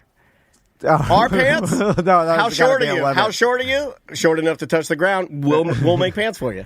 So now, is it just the pants, or are we talking shirts? Are we talking, I think we got to go pants only. I think I think we got to specialize in high quality denim, and that's it. No chinos, no joggers, denim. Denim only. Because no disrespect, but you people have normal heads, right? We do. We do. You know what? No disrespect taken. I appreciate you being, kind. These are the questions that I want you to ask because it normalizes it. I want you to normalize it. We have another. Thank you for calling Squirts Fashion for Men. This is Daniel speaking. How may I direct your call?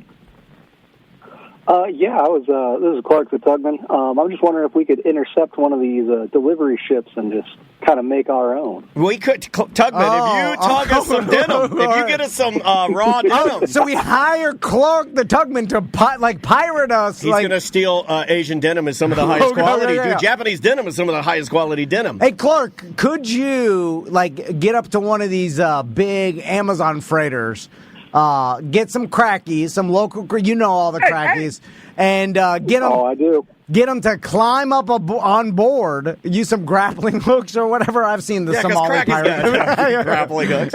Crackling hooks. And then you get the crackies to get up there, get in the containers, and then get some Chinese denim, and then just start throwing it down to the tugboat. Yeah. And it'll be acid wash, natural acid wash. And then once we get the denim, then we need a team of... Now, here's I already the problem. figured it out. Craig LaFleur has got a team of teens that work in the clothing industry. Okay, yeah. We'll weaponize Craig's teens to help us make we need some seamstresses. Who's the guy that installed our carpet? Yeah. Well, we don't. He knows how to sew. They can't be legal. That's the problem. We need some that's illegals. drying up, buddy. We need illegal teens. Illegal You teens? need my guys. Yeah. Yeah, we need your crackheads. Do any of your crackheads have sewing skills? Yeah. But God, the crackies, they. Unpredictable. That'd be some crooked lines. But we can get it for you. If we keep providing them tiny crack rocks, they'll always show up. That's what I know about crackies. That is true. And they'll work fast, and they'll work the sewing machines. So we're going to start with getting some crack. Oh, that's easy. Okay. No problem. Crack is everywhere. Clark, this is going sour. I know where to go to. You keep driving me around town, I'll show you where the crack is. All right, get out of here. Are you safe? Are you safe? Hold on. You just got to find the... Oh, yeah. No, I'm back at a 24-day stint. I'm back sitting in the truck on the farm watching this stupid rain. I hate it. North Carolina is not like Florida. The rain sticks for way too long. Yeah, it does rain a lot. Virginia's the same way.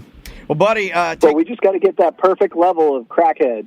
So you got to get them a little bit tweaked, but a little bit sober so they can get that perfect straight line. Yeah, that's kind of how I live my life. Yeah. Who's dead sober all the time? Yeah, my God. Get out of here, buddy. All right. All right. I think that was a good investors. It was a good first investors meeting, I feel like. I did my pitch. I threw it out there. I feel like it was well received. But all jokes aside, why do you think there's not specific stores for short men? Well, you're the reason I bought them online. Because I could hear you, honestly. I have to tell you this. We've worked together for so long. How many times have you told me, just order it online? How many times have you said that? And I'll be like, no, I'll just run up here and take a peek at it. Let's ask ChatGPT, why isn't there specific stores designed for...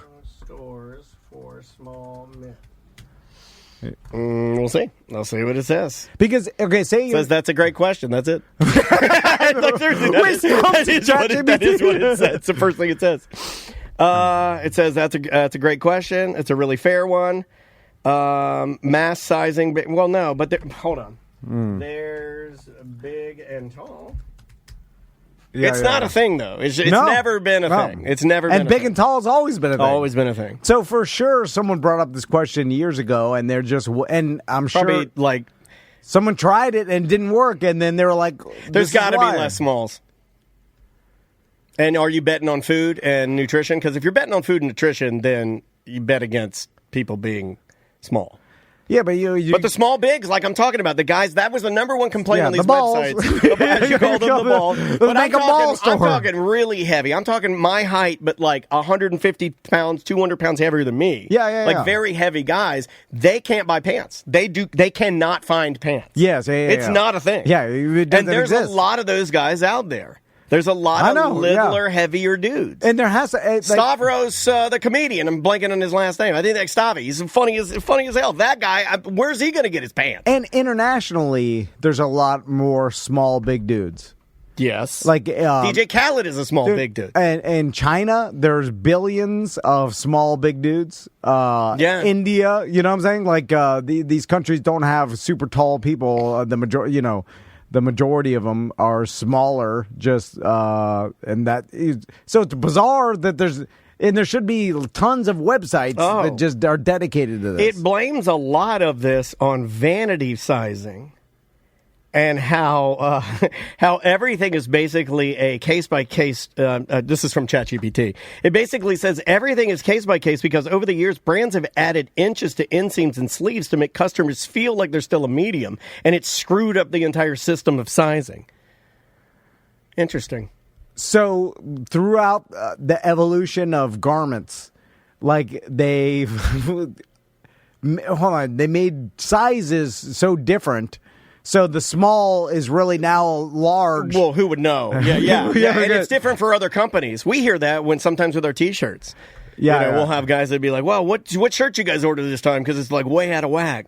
Yeah, I like you blame us. You're like, I should be wearing an XL. And this is too tight. I'm like, that's on you, buddy. Like this, you got fatter. The buddy makes it good. That's all you, buddy. Yeah, he was like, I can't stuff myself in the shirt. I was like, well, what am I going to tell you? You could. It's just not going to be that comfortable. Yeah. We all have that shirt. You think it's our fault? It's your fault. Anyway. The chat room's saying they go to like Old Navy, places like that. If this works out, this could change my life forever because I will not be having to hem my jeans anymore. Yeah, but the fact that it's not a thing tells me that there's not enough demand for it. No. If there was enough demand for it, so all you little guys out there, I think... Too weak to buy the jeans. No, I think you're so shamed by society that you don't feel like... Don't look at me. Don't look at me by my tiny jeans. You don't feel like you deserve a store because for yourself. Because we're so disgusting we don't deserve our own jean store. Well, it's society's fault. It's not you. Every society's been shaming you for so long that you're just like, I'm fine. I'll just go and, to a person to hem my pants. I'll just not wear pants ever. It's fine. You know what I've been doing? It's fine. Just settled. I'll just wear the same pair of brown jeans that I've had for 3 years, and I'll wash them twice a week. The big and tall society, they're like, give us our pants. Yeah. And they screamed, and they gave them the pants. And they built stores for them. Because they're bigger and stronger. Yeah, they catered to them. Because even if we rise up, we're not that powerful of a force. Is that what you're saying? Yeah, I don't know. For some reason, I mean, there's enough of you to actually make a difference, but you're just hiding in the shadows. We don't want to make a difference. You didn't demand respect. Maybe it's a secret war, though. Yeah. Maybe we're just waiting for the rise up. Waiting for put the signal out for the rise up. All right, let's do a couple of voicemails and then we can close this out. We did the Jelly Roll Celebrity Picker one, right? I believe about so. him picking his nose. Yeah, and then I had to explain to everybody, look, I'm not against Jelly Roll picking his nose. You guys misunderstand. But against him eating his boogers. It's totally different things. Yeah, it was eating. It was eating it. I'll put it to you like this. Blatantly on purpose. It was behind the president. And Kid Rock, which evens it out, actually. Right? It's like... Again, he ate his boogers next to the president of Kid Rock. That's awesome. All right. Okay. God. That's great. Let's go. What an experience that guy's had. Yeah, man. What a life experience. He is. I know he's down 200 pounds. He's got his own Hey Dude boot. Yeah. 2 colors. He's got it looks kind of like it's like a chukka boot, like a...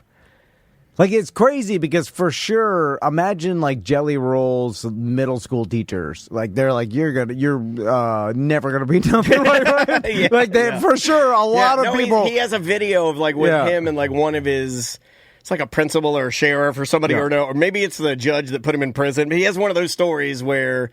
He's like, I'm glad you came back and saw me. You done good. But, one of those, like, and they're hugging it out. Yeah. I love those, and I both hate those because I want to make fun of them so bad. And I will make fun of them, but I also want you guys to know I'm not heartless. When I see that, I'm like, oh, that's great. And then I make fun of it. Yeah. And because it is, to me, made fun of. And they're always like villainize the teacher or whoever the judge that said that you'll be nothing in life. And it's like, well, he'll be right 99.9% of the time. Have you ever showed the times he was right? Yeah. I mean, he's right so close to 100% that he might as well be 100. Like, he's right even when he said Jelly Roll. In a strange way, you're taking the outlier and making a documentary of it. Yeah. And you're giving all the other Jelly Rolls hope and there'll never be nothing. I'd be more mad, though, if I saw that. I'd be like, well, he was right about me. He wasn't right about Jelly. Yeah. But he was dead nuts right about me. All right. Let's try this one. What's going on, Tom and Dan? Just listening to the Friday ACT about MTV. And y'all are talking about old school porn, the little clippets, the story rolls, reels, whatever. And Dan, you were talking about, sifting through and trying to figure out which ones you like and then downloading them all and saving them all. Anyways, my house was always chaotic. Brother coming in from, whatever, out on his four-wheeler dirt bikes. We were always in and out. Parents always in and out. So it was kind of hard to always download something. So what I decided I was going to do is I was going to kind of make my own little spank bank, and I'd print them up. I don't like that term. Stop using it. Everybody needs to stop using that term for taking pictures with your eyeballs, looking at things, memories. Just stop it. Stop saying it. It's gross. As soon as I found something I liked, I'd go and print it up. Well, anyways, you know how like the old Hewlett-Packards or whatever, the old and printers, you'd go to print it and it wouldn't print because there's something going on, but you would go to your printer in like your bottom right-hand corner and open up the printer and go to delete it or cancel it, and that son of a bitch is just lost in space. You can't cancel it, you can't delete it, you can't do anything except say, it, shut the computer down or do whatever. So I remember doing that, and it happened quite a few times, whatever. I was mainly the one to use the computer and my stepdad to do work or whatever. But I do specifically... Chapter 5. remember my stepdad going in there to doing his taxes or whatever, and he goes to print up his taxes, and probably about 30 miscellaneous pages of porn printed up out of the computer, and then finally his taxes. He didn't know what the going on. I think we can cut it there. Yeah. And by the way, he knew what was happening. He did, doesn't he? And if he didn't, he's a fool. If he had a house full of boys, and then he's like, "Why is my printer printing a bunch of porn?" Well, obviously, he's your sons. I mean, see, now that's something that I don't think I'm going to have to deal with. No. Which I am okay with that. That's a small victory for me on the having the girl dad side of things, and I'll take it. I'll take that. That's a small victory. Yeah. I know. I don't even know what to teach my sons. I wouldn't even think about it until it happens. Honestly, I am going to tell. I'm like, listen, if you whatever. I am going to tell them like, and they already know this, and which is gonna create some problems. Put a blanket on it? No, they know, like, because Crystal's tried to scare them. Well, like, hey, whatever you type into your computer, there's record of. Oh, like, they try to spell things incorrectly to get past the censors? That's what I do. That's what I do for AI. I'm like, make him sound like Snoop. How do I Snoop Dogg? How do I sound S-N-U-U-U-U-U-U-U beep beep beep beep beep beep. And so they know that whatever you search for or whatever you type in, there's always a record of, no matter what. Magic. They get it. You get it. The magic. You get it. So I imagine when it gets to that point in time where they're searching some sort of site, it usually starts with bikini girl. I've had a lot of moms tell me that. The first search is usually bikini girl. Yeah, and I've heard other moms. Yeah. And that was my first search. Yeah, I'm okay with it. And then once it popped up, I was like, "Oh, it's going." And then we know what you went to after that. I'm going. I'm jumping the truck. I'm going so far. It's like Shohei. Like, can I hit it out of the stadium? Yeah. Let me see if I can. Like Vietnam vets are going to be bashful with search. Let's do this one right here. I've heard a lot of things about this particular voicemail. Hey, Tom and Dan. So, I was listening to a BDM show and Tom was talking about using his old Logitech Harmony remote that Logitech decided that they didn't give two shits about anymore. I had that same thing happen to my Harmony, and I found this thing called a Sofa Baton. It's a SOFABATON. You can find them on Amazon for like $40. They are like just as good as the Harmony one that I had before, and it has both infrared and Bluetooth, so it works pretty well for me. You should go check it out. All right, bye. Yeah, I'm probably going to have to look into getting a sofa baton because and it's not that I don't like technology or anything. It's just like I can't actively run all the stuff that I use to run my Xbox and my TV and my sound system with it really sucks that Logitech, a company that would we still currently use Logitech products in here. The cameras that we use in here for the last 15 years were Logitech, for Christ's sake. And the fact that is the first product that I've ever had where they're just like, nah, we're done. I've never had that. I can only, you and I were we were driving back from our Halloween special, and we saw one of those Fisker Oceans on the road. And I was explaining to you that is one of those products where it's like they made this SUV, an electric SUV, and then now they're just like, hands up, we don't support it. Like, we're done. The Harmony remote is one of those. I'm sure there are tons of other products that people are like, well, why would you stop supporting this? I mean... Oh, yeah, that happened with the Crystal's digital picture frame thing. That's a perfect one. Yeah. That's a perfect one. And that was the first time it happened to me. And then now I'm kind of like, I guess you take the chance if it's a startup company or, now there's so many different... and a quote-unquote companies, you know what I'm saying? Like, Well, here's a weird one. Let me throw this one at you. The new... Okay, I'm on my second Tesla, but I have hardware 4 in that car. Yeah. And my other car was only 2 years different, but it had hardware 3. So now with all the newer updates for full self-driving and the things moving forward, it kind of doesn't work unless you don't have hardware 4.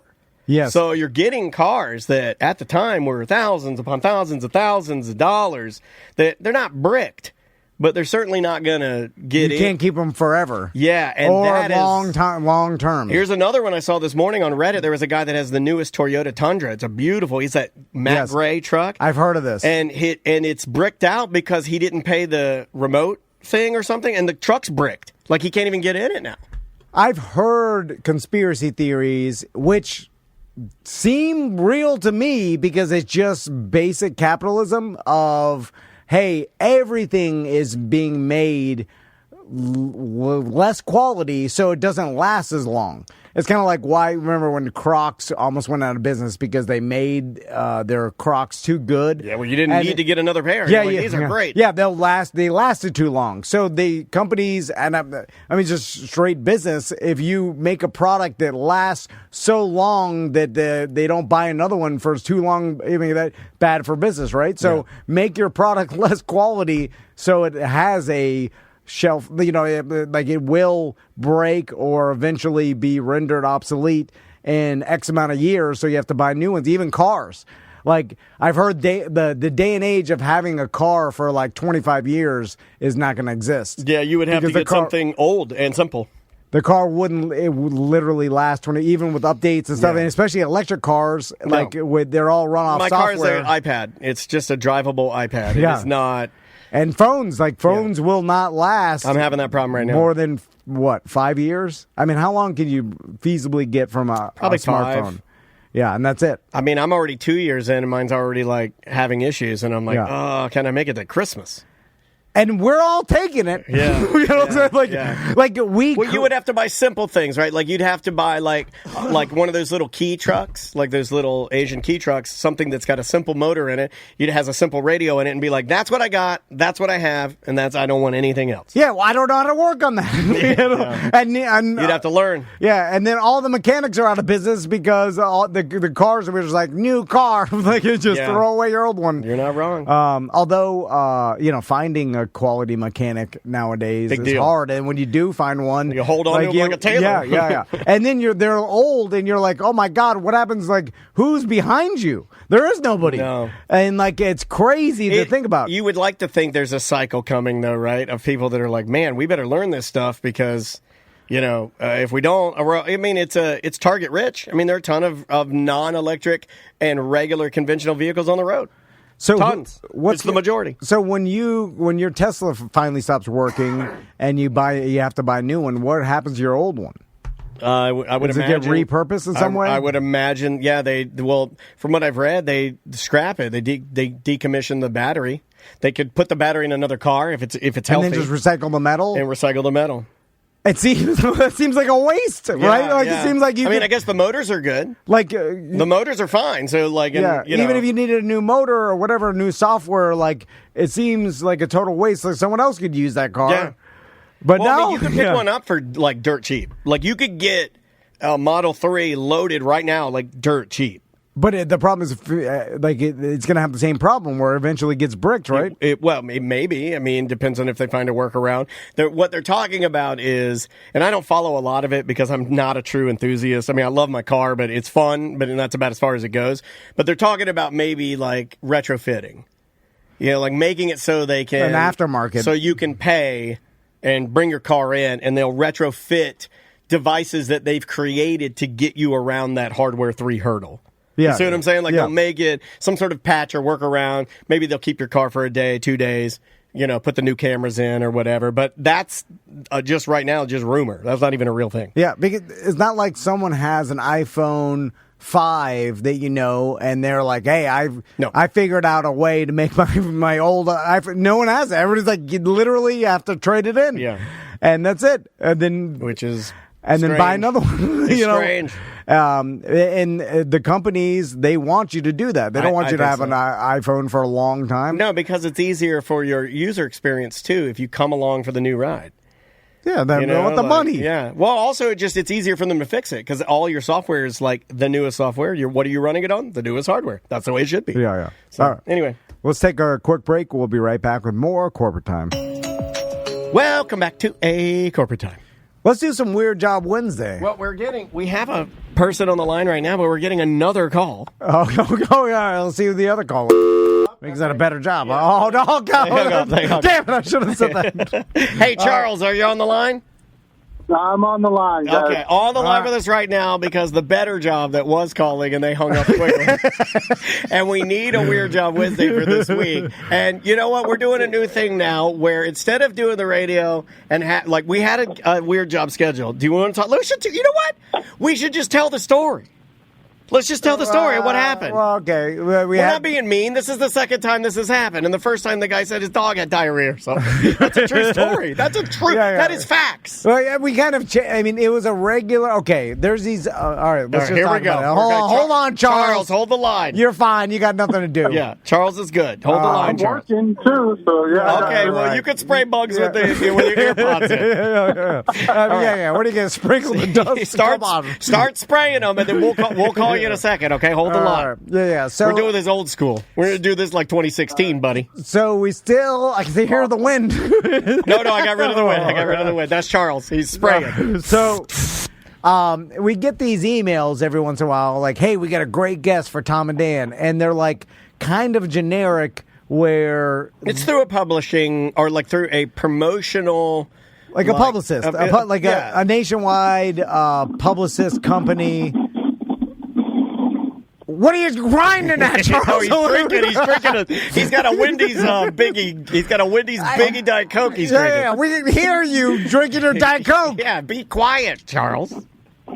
Sorry. Okay, I'll pot him down. Hey, put on mute or something. Yeah. Chew softer. All right. Okay. So we get these publicist random emails like, we got a great guest for Tom and Dan, and they seem like they're like auto-generated. Like there's no like personality to them. It's like AI or it's a mass email. I believe this one was a real person because I went back and forth with him a couple times before I sent it to you.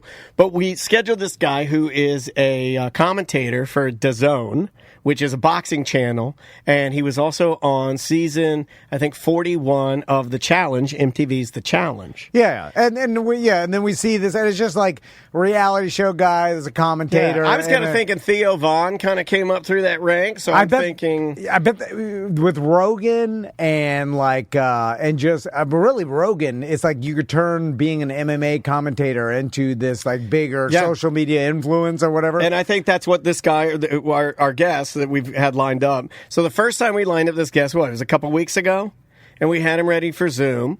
And no shade at all, but it just didn't work out. And then we get an email from the guy, and he's like, "Oh, I'm sorry, my dog had diarrhea." No, I think his dog had some medical problem or whatever. Well, what do dogs have when they have medical problems? What do dogs have when they have medical problems? They have diarrhea. And we know when you are a if you're a boxing commentator for DAZN and you're telling a podcast your dog has diarrhea, it's a lie. Yeah. 100% of the time. I would never miss work over any animal. That's true. Tom Van guarantee. That is a Tom Van guarantee. But anyway, so I too would not miss work for an animal, but I'm not going to lie about its condition. I'm not going to do that. Now we're kind of cheating the system because, like, we don't really care what this guy has to say. No, but we're just like, hey, let's put him on a weird job.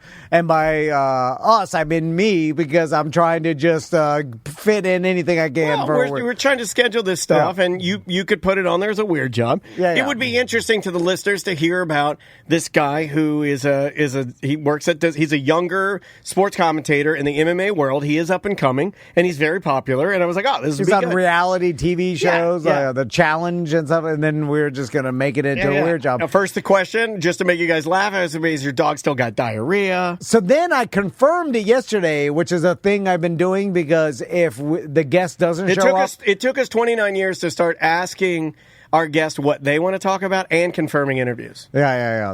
Because a new thing. I've missed a couple by, like, the person's like, okay, 1 p.m. this day. Well, you're very trusting. And then I look at it and I'm like, all right, he's scheduled. Yeah. But I didn't go back and say scheduled. Well, you think everybody is like organized and follows through like you do. Well, something you like, very rarely drop corners. the ball. Well, you don't drop the ball very often. You may cut corners. I might give you that. But you don't drop the ball very often. Anyway, so then I went back yesterday. I said, 1 p.m., you're good. And he said, yes. Like he said, yep, everything's good. Maybe he thought you meant, does your dog still have diarrhea? And he meant, yes. And then 1 p.m. comes and nothing. Yeah. And it's a hard 20 minutes past the 1 p.m., so we can successfully say that we have been blown off.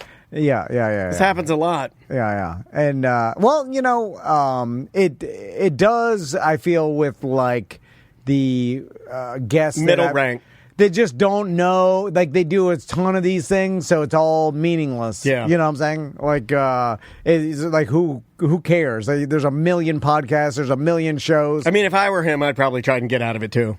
You know what I mean? Well, he needs all the publicity he can get. You would think. I mean, he's got a podcast, and last I checked, the last video they did only had a couple hundred views. Anyway, it stinks, but hey. Well, that's what this will get. But we're doing one anyway, and let's do. Now, do you want it like here? I'll let you eat cake on this one, and I will go to our random song generator and see if this will work.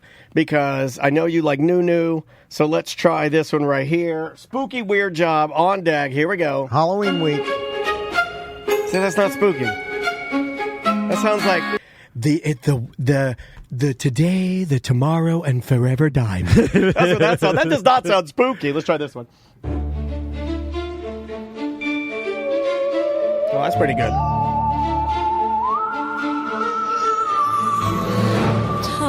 Wanted to do a bit. He called it Weird Job Wednesday. I don't like how she did the key there. Dan really likes it. Tom says that's bull.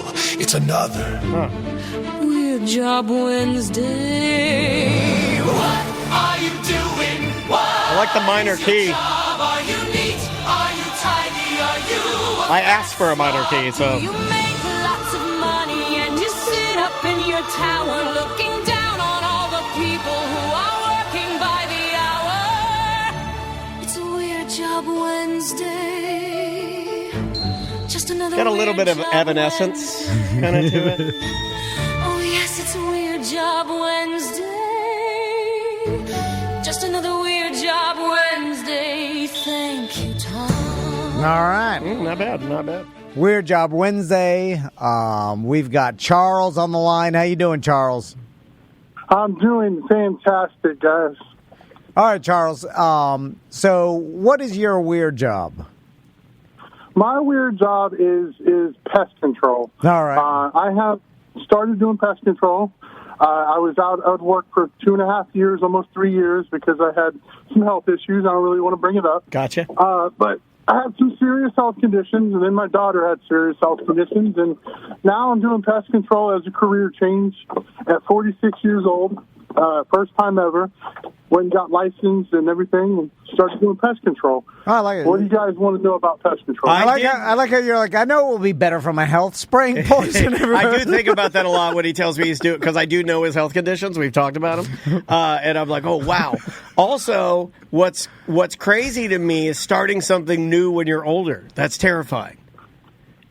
Super terrifying. Yeah, it is. It's just no matter what, like trying to do something new when you're older can be very, very scary. And you said you had to get a pest control license. I'm not sure I knew that you guys had to be licensed.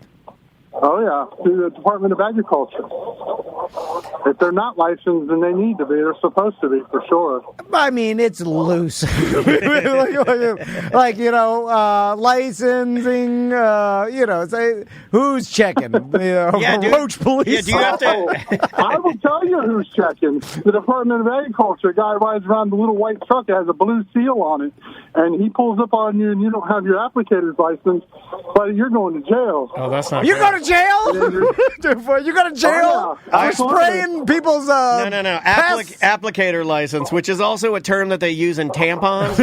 You got to make up your mind. What's an applicator, guys? Hold on. They use that as some fear. They're promoting no one goes to jail for spraying without a license. I'm going to make so many jokes. Lose truck and everything. I've seen people. It's just like fishing license. You go there without a fishing license, you can lose your boat, your truck, everything. I've never. Do people really lose their boat over the fishing license? That's a real thing. Now, absolutely. If you got a bunch of wrong size snook in your cooler, or that's when they all ramp of my it out. snook are the wrong size. I've always been told that. But if you're just out there fishing, they're like, no license. Come on. I like how you do say that. Anybody that rolls, well, Charles, Tom has a noise that he uses for people that are going to let you get away with crimes, and he says it like 30 times a day. And he's like, people will come up to you and be like, ah, and the noise is like, I'd love to have a T-shirt that just has whatever that is. Because it's like, I've never seen these magical people that let you off the hook that are just like, oh, you're doing something bad, and it's good to go with the. All right, Charles. Let's get into pest control here. You got your license. Let's talk about spraying. Okay, here's what I know about pest control.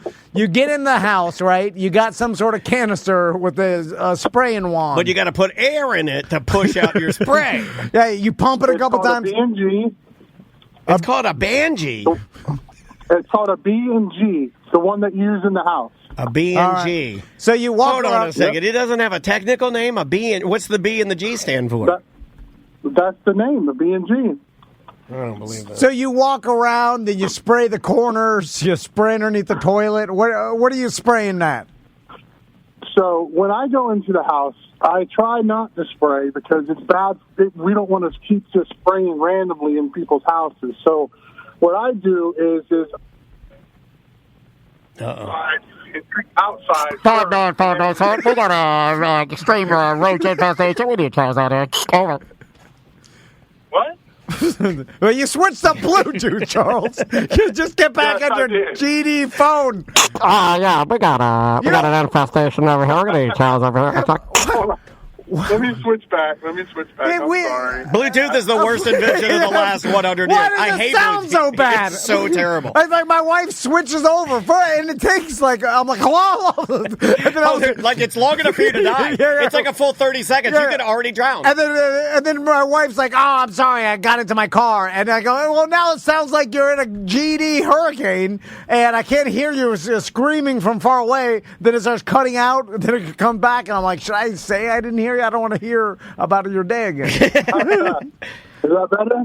Oh, the B&G stands for Bill Brayman and George Gilmore, who started the B&G sprayer company in Georgia, and it is the industry standard of sprayers. If you don't got a B&G, you ain't S. 100%. Yeah, it's seriously, these two Georgia bumpkins invented this air sprayer, and they are sitting on a pile of money. Well, what's so good about it? It's the best. All right, Charles. Listen, Founded it in the 1940s. if you come to my house, you better be spraying because what am I paying you for? You just said you don't like to no spray. spray, no pay. Yeah, that's what I say. I learned that. I like that they spray under my feet. I like a little. I like it when they do this. Charles, be quiet for a second. I like when they come into the room and I'm sitting there quietly typing on my keyboard, and they come over to the corner and they go. They go under the couch. They go. A long one under the couch. Then they go to the other corner. They give it 2. Then they go to me and they go, excuse me. And then under my feet, they give it 1. They give it. And then they walk out and then they're checking. Yeah, just spray water. I don't know. Whatever. That's spray air. That's what I would do. And I wouldn't buy the B&G. I'd buy the cheapo plastic Home Depot. B&G, you don't know me. And nobody in my company had licensed nothing.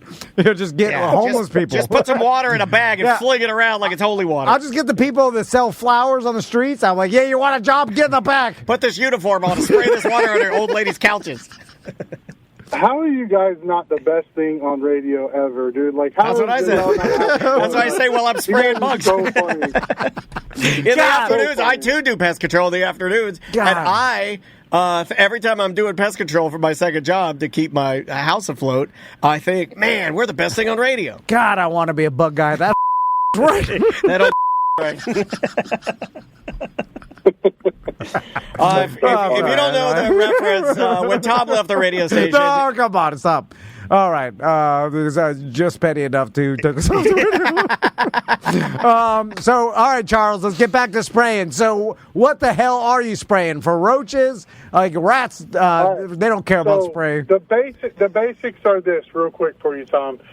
Is what you want to treat for first is you want to treat for all your indoor pests like, fleas.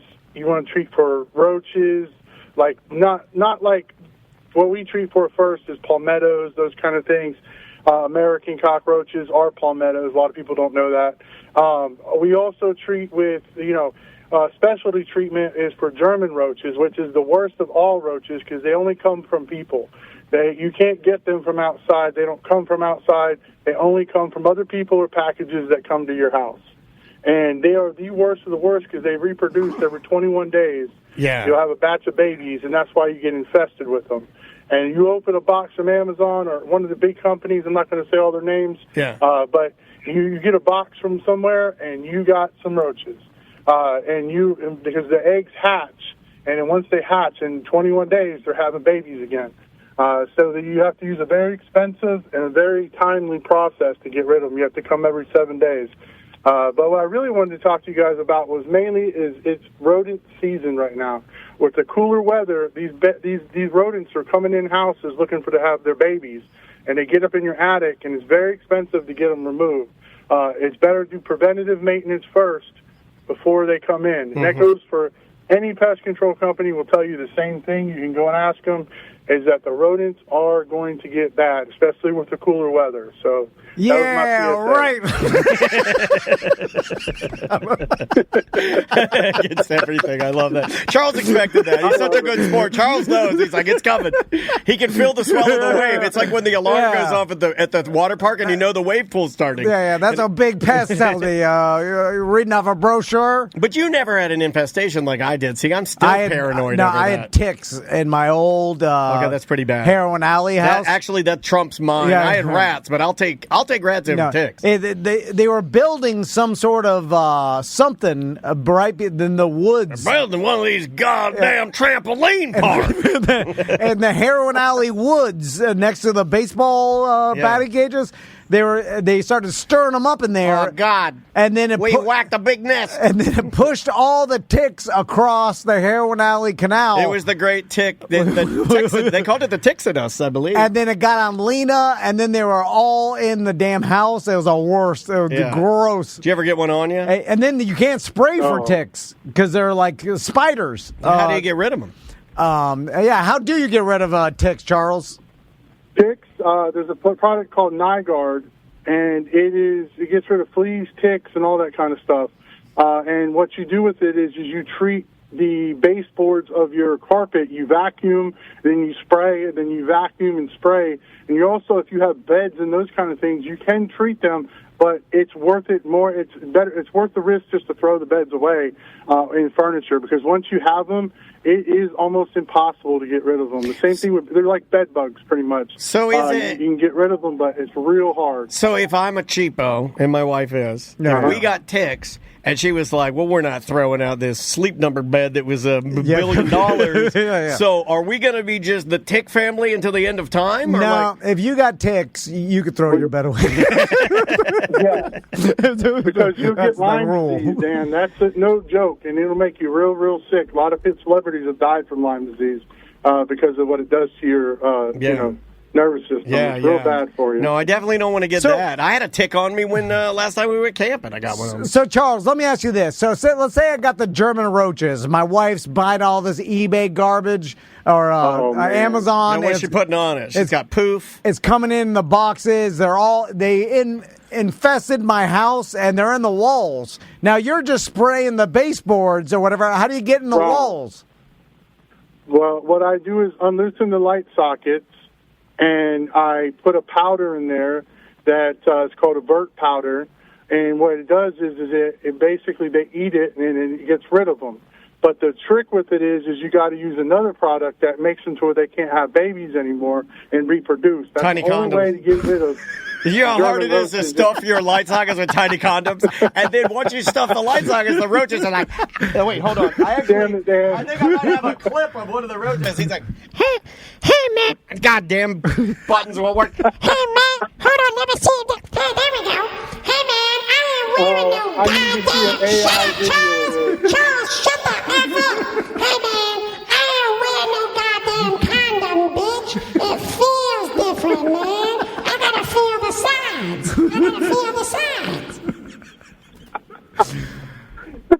Sorry, Charles. I'm crying. I'm literally crying right now. We're having a 2007 moment. We're just having a 2007 moment. It'll pass. So what about termites? You can't do anything about that, right? I can definitely do something about that. I have a product called Termidor, and what we do is inject it every 8 inches into the ground around the foundation of your house. And then afterwards, what we do is we drill bait stations to cover it. And then once those are in, then we go ahead and go up in your attic, and then you fog the attic with Termidor. And what that does is soaks into wood, so when they bite into it, they die. And then after that, we inject all the walls around the door frames and window frames with a foam. It's too much. Burn the house down. Get rid of the house, right? That's just so much work. But, hey, listen. Your house costs hundreds of thousands of dollars. Yeah. The treatment takes about $3,200 to do all 3 phases. So okay, all right. It's worth it. All right. Yeah. But when lightning hits it, and you know, you know which kind. The good kind. Yeah, then I just leave the country with my settlement check. Charles, I'm going to Tulum. You're in the attic fogging some poison up there. Like you got some sort of respirator on? Absolutely. You have to have PPE on at all times, for sure. Now, what if, like, you forget up there, you know, you just do that move like you do like when you're using a nail gun with no protection. Or you welded something, you just look away. Yeah. You're up there. I mean, every once in a while, your filters for your respirator, you didn't clean something, you're like, screw it. It's all right. I'm almost out of here. Yeah, you just spray it anywhere. Way. Not me. Yeah. No, you look like Walter White and Jesse Pinkman in Breaking Bad. That's how you go into those attics. Literally, you have to wear that same stuff. Yeah, but what if give you a visual? You know, that's Maisie's Halloween costume this year, is Walter White. That's weird. I made fun of her because I was like, way to strike while the iron's hot. I was like, that show's only 10 years old. But if you leave your flashlight up there and you already took off everything, you're just like, I'll just go. Your flashlight's staying up there. No, you just hold your breath. You just take that thing off. You hold your breath. You put your sunglasses on and just go. You can put a rag. Couldn't you put a rag over your face? Yeah, like a rag will fix everything. You put a bandana like cowboys do when they run in to save like Meemaw or something. You guys are crazy. Do you ever have any old ladies that ask you to do things that are beyond pest control? Because I know that you're working around a lot of weak older women that will take advantage of you because you are such you're big guy, and they're going to want you to move this coffee table. Or like, what are some of the things they make you do? Well, the worst thing I've had to do so far since I've been doing this, I went to a house where the people had German roaches, and they had a love seat by their front door. And they're like, well, we think they're coming from the love seat. And I'm like, okay, well, let's take a look. And I pulled it out, and I seen some alive. And I was like, uh-oh. I said, yeah, they're definitely coming from over here. So the guy's like, well, do you mind taking it to the curb? We were going to throw it away anyways. I'm like, that's a good move. Yeah, for sure. Hey, big for nothing. You take this to the curb real quick because they make you throw away the roach seat. Dude, that's BS. No, yeah, I'd be like, I'm not a goddamn furniture mover. Yeah, you say drag it out there. No. Can't do that. And by the way, I put a little pee-pee in the sprayer. That's what I would do. Sprayed your house with it. That's what I would do. Like, they said, can you grab this love seat and take it out to the curb? I'd be like, yeah. Let me go to my truck. I just got to refill my sprayer real quick. I'll be right back. All right, Charles. Let me just tell you what I do as Tom Van Bugman. Okay. What's the name of your company? Tony Rage made a joke. It's the Chiggers with Attitude. Yeah, Chiggers with Attitude. And so CWA for short. So first off, it's written in our bathroom. I don't want anybody getting mad at me. That is a Tony Rage. He owns that pest control company. My boss sends me over to a house. They're like, hey, this lady wants full treatment. She saw a roach. She's paranoid. She wants treat the whole house. I'm like, all right. I get there. The lady's like, I saw this roach.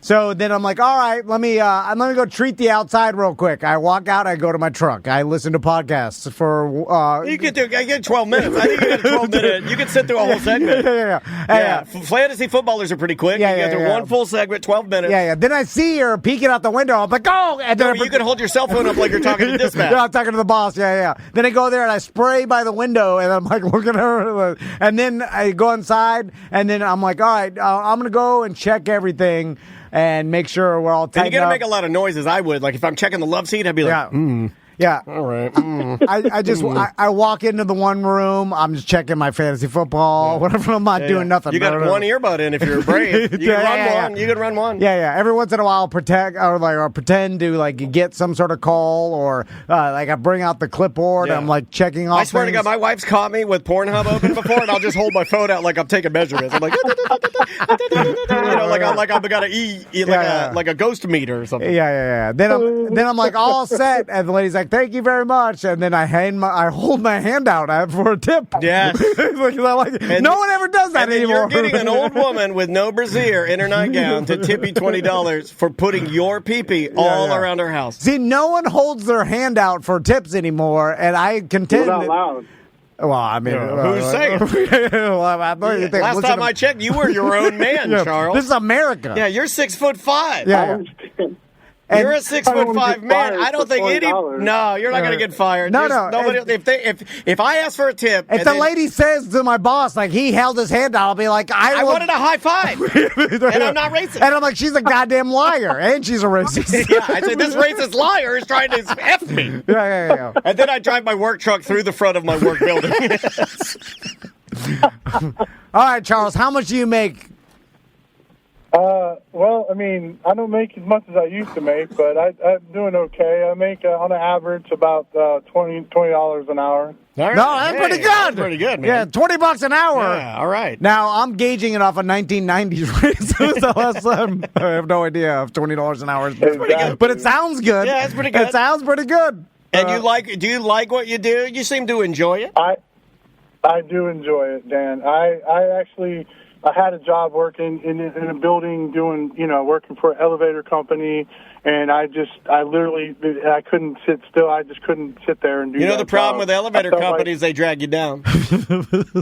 Yeah, well, I couldn't do it, so that's why I made the switch, and I do something that was a little more dangerous, but it makes me feel alive to be out on my feet working and helping old people out and doing this kind of thing. So and spreading just little bits of your pee-pee all through their house. Yeah, a little bit of pee-pee. It sounds like a dream job for me, actually. Oh, yeah, for sure. I'd be disgruntled. I have one customer. I'm like, oh, God. But then you would have the ones that watch me go into the attic. But let's talk about the good ones, Charles. You do have probably some that you're excited to see, right? People? Yeah, because you know them and they're nice. Yeah. Oh, yeah. When I get my route, usually because sometimes they move us around, and that's the one thing I don't like. I like a dedicated route, and because then you get to know the people, you know how to work on their house, you know where the bugs are coming in at, you know where to treat, those kind of things. And when you're constantly changing routes, it is tough. That's the only thing I really don't like about the company I work for is that, you know, they had me at a dedicated route, and I loved it, and now they're switching me around a lot, and that's not fun because then you don't know the people, you don't know the houses, and I mean, I try to do the very best no matter what I do, but it is tougher, though, because you're going behind somebody else that might not do as good a job as what you do. What about pets? So that is tough. Chat room is asking about how you handle pets, and do you like pets? You spray their dog bowl. It's got to be gone at 24. I had a German Shepherd for 13 years. I love pets. My daughter and my son both have cats, which I'm not a big fan of, but they love them. Yeah. Well, I love them. But you're a good man. If I was your boss, Charles, I'd make all my my spray guys carry around some dead roaches in their pocket, so that they could pull one out and show the customer and be like, hey, lucky you called me. I found one. Look what I did. I'm a hero. Yeah. Literally, I'm holding something trying to kill you. Yeah, because if you don't show them the result of why... We've learned that in business. You got to beat clients over the head with what you're doing for them so they know you're actually trying to work with them. That's where we employ some BDMs. We have like 10 BDMs, and as soon as a client signs on, they call and ask them questions. So it seems like... Oh my God. That's one of the funniest things you've ever said. That was an actual idea that you made me nervous. That was an actual idea that I haven't implemented yet. But we will. It's just like nukes. It's ready and loaded at any time. We can deploy. And it'll work too, I guarantee. We can deploy Operation Fake Lead at any time, and you'll never know. How can you figure it out? Yeah, you'll never know. You'll never know. It's like nukes. We haven't loaded as a business, and when things get really bad, we're like, release the fakes. And I'm like, Putin, little Putin back here, and I'm firing. Yeah, and most of our Daniel different voices. Yeah, most of them are me. This is the third time this black guy's called. Huh? Tom, I think you might be part gypsy, buddy. You can't say that, Charles. We're going to cancel you. You just got fired, Charles. Great job. You just misrepresented your company. You just came on, and you talked about losing the route, and now you're winging around the G word for travelers. That's what you have to say. It's the G word for travelers, man. You know that. God, Charles. I know. I didn't know that. I really didn't. They're called travelers. You can't say the G word, man. And you damn sure can't say our word G word. Oh, my goodness. You can't. All right, Charles. Enjoy the rest of your day. We appreciate it. Can I give a shout-out real quick? You better not plug your company. We're burned past the I'm not. The shout-out is, hey, EJ, how's Miami doing, buddy? Who's number one? Them Buckeyes, let's go. There we go. All right, that's a great way to Yeah, that's perfect. He bullied. Charles is great. Charles is great. He's good. He is good. And then he ended on an EJ bully? Yeah, that's good. This guy's got the goods. Yeah, Charles is a good man. Good family. All right, we'll see you tomorrow. Welcome to Corporate Time with Tom and Dan. I'm Tom. I am Dan. We are live on Twitch. We're live on YouTube, and we'd love it if you join us. Just head over there and search for @Tom and Dan Live.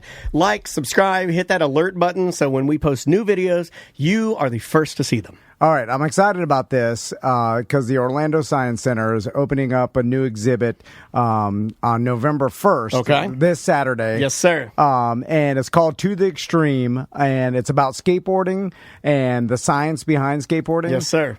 Jeff, how you doing? Good, thank you. Hey. And we've got the founder of SkateBud and nonprofit, Zach Modoff, is here. How you doing, Zach? Yeah, I'm doing pretty good. How about yourself? Thanks for being here, man. So, thanks for having me. Jeff, let's talk about the actual exhibit first. So tell us about To the Extreme. To the Extreme is a really cool setup, and what it does is it talks about how math is involved in everything. And math is connected to things that we all think are really cool, like skateboarding and snowboarding and animation and music and robotics and space exploration. Yeah. So To the Exhibit is a series of simulators, activities, presentations, where you get to do all kinds of cool stuff, create music, design your own skateboard, snowboard down a mountain, predict the weather, operate robots on Mars. And at the end of that activity, it is showing you the math involved that makes that possible. So you walk away from it having an awesome time, getting to do all this cool stuff, but then understanding why math is important. Yeah. And so it's a really great exhibit that we have at the Science Center that we'll have through the end of the year. And we were trying to think of ways to get people to really experience it, because when you say, hey, come see our math exhibit. Yeah. And, well, the chat room is saying, we have people in our chat room right now saying, I'll quote, to the extreme section was my favorite part. Awesome. We had some people that went and did some costume partying. We had a Halloween party recently, and thank you to everyone that came out for that. Yep. That was a fundraiser for the Science Center, so we really do appreciate you coming out. Some of our listeners got to actually use the simulators and things like that, and you're getting high marks, man, so that's good. That is wonderful. I love this exhibit. It's a lot of fun. It's big, it's bold, it's colorful, and that science message runs through it in the best way, because people are learning while having fun. And we thought, what's the best way to really blow this up? And we're like, let's bring some of this exhibit to life, and that's how we got connected with the Zach at Skatebud. Nice. Every time someone says to the extreme, I want to say to the extreme. I rock a mic like a vandal, laugh on the stage and jump like a candle. Dance. Yep. Marketing. Boom. That's pretty good. Anyway. The dance was the best part. I don't even know if that's what's said there, but I mean, I think it is. So let's talk, Zach. Let's talk about some of the physics behind skateboarding, because we all know it's kind of like, yeah, we know physics is involved, gravity is involved, but we don't think about it when we're watching. Friction is involved. You don't think about like something like, I know as a kid, friction, you would either buy the expensive bearings and beg your dad for, when I was begging for bearings, I would not get the expensive ones. But that's all science, right? The friction, if your bearings are rolling your wheels better, then your skateboard goes faster and it's smoother and it feels better, right? Yeah, along with just the measurements of the equipment itself. Yep. That's such a fundamental. I think for me, coming back to skateboarding as an adult, I got hurt and couldn't skate for like 10 years. And then started skating again, and I was like, wait a second. This is way more complicated than I understood when I was a kid. Right. And the big realization that I came to that seems to get very controversial when I bring it up online is people often say an ollie is you jump and you pull the board up with you. But that's not what happens at all. You're actually bouncing the board off the ground and jumping in time with it and then pushing down against it to level it out. And when you say that online, it triggers something deep in people. Yeah, no, it's always been I'm jumping. What the hell are you talking? You're saying I'm not pulling the board up, and it makes sense when you think about it casually. But then, Zach, tell me if you think this is true. I think what changed the respect level the world had for skateboarders is slow motion camera work, because once you see what someone does when they're doing an impossible flip or even a kick flip in slow motion, like HD slow motion, you're like, oh my god, this is super complicated. I can't believe this person, because when you see red cameras are your friends. Because back in the day, like in the 90s and 80s, you see some grainy footage of someone doing a trick, you have no idea what it took to pull this trick off. Well, absolutely. If you also think about it, you just touched on something that was even popular back in the day. What tricks back in the 80s would have signified dominance, right? Slower tricks, like a hold, like a handstand, and you'd go and you'd stunt with your board on your feet, right? But the only way we're able to recognize it as humans is if it's slow enough for us to recognize it. So if you think about it, those were the and then as things got quicker, I mean, obviously street skating exploded. You got kids using the city as their skate park. Well, I think you're both right there that there's a few interesting things happening where video makes a huge impact on skateboarding, both in the effect that when you get to high-speed video and people can actually see the nuance of what's going on, I think it certainly becomes more profound. Yeah. But before that, when you had YouTube exploding, skaters were some of the first people that really made YouTube good.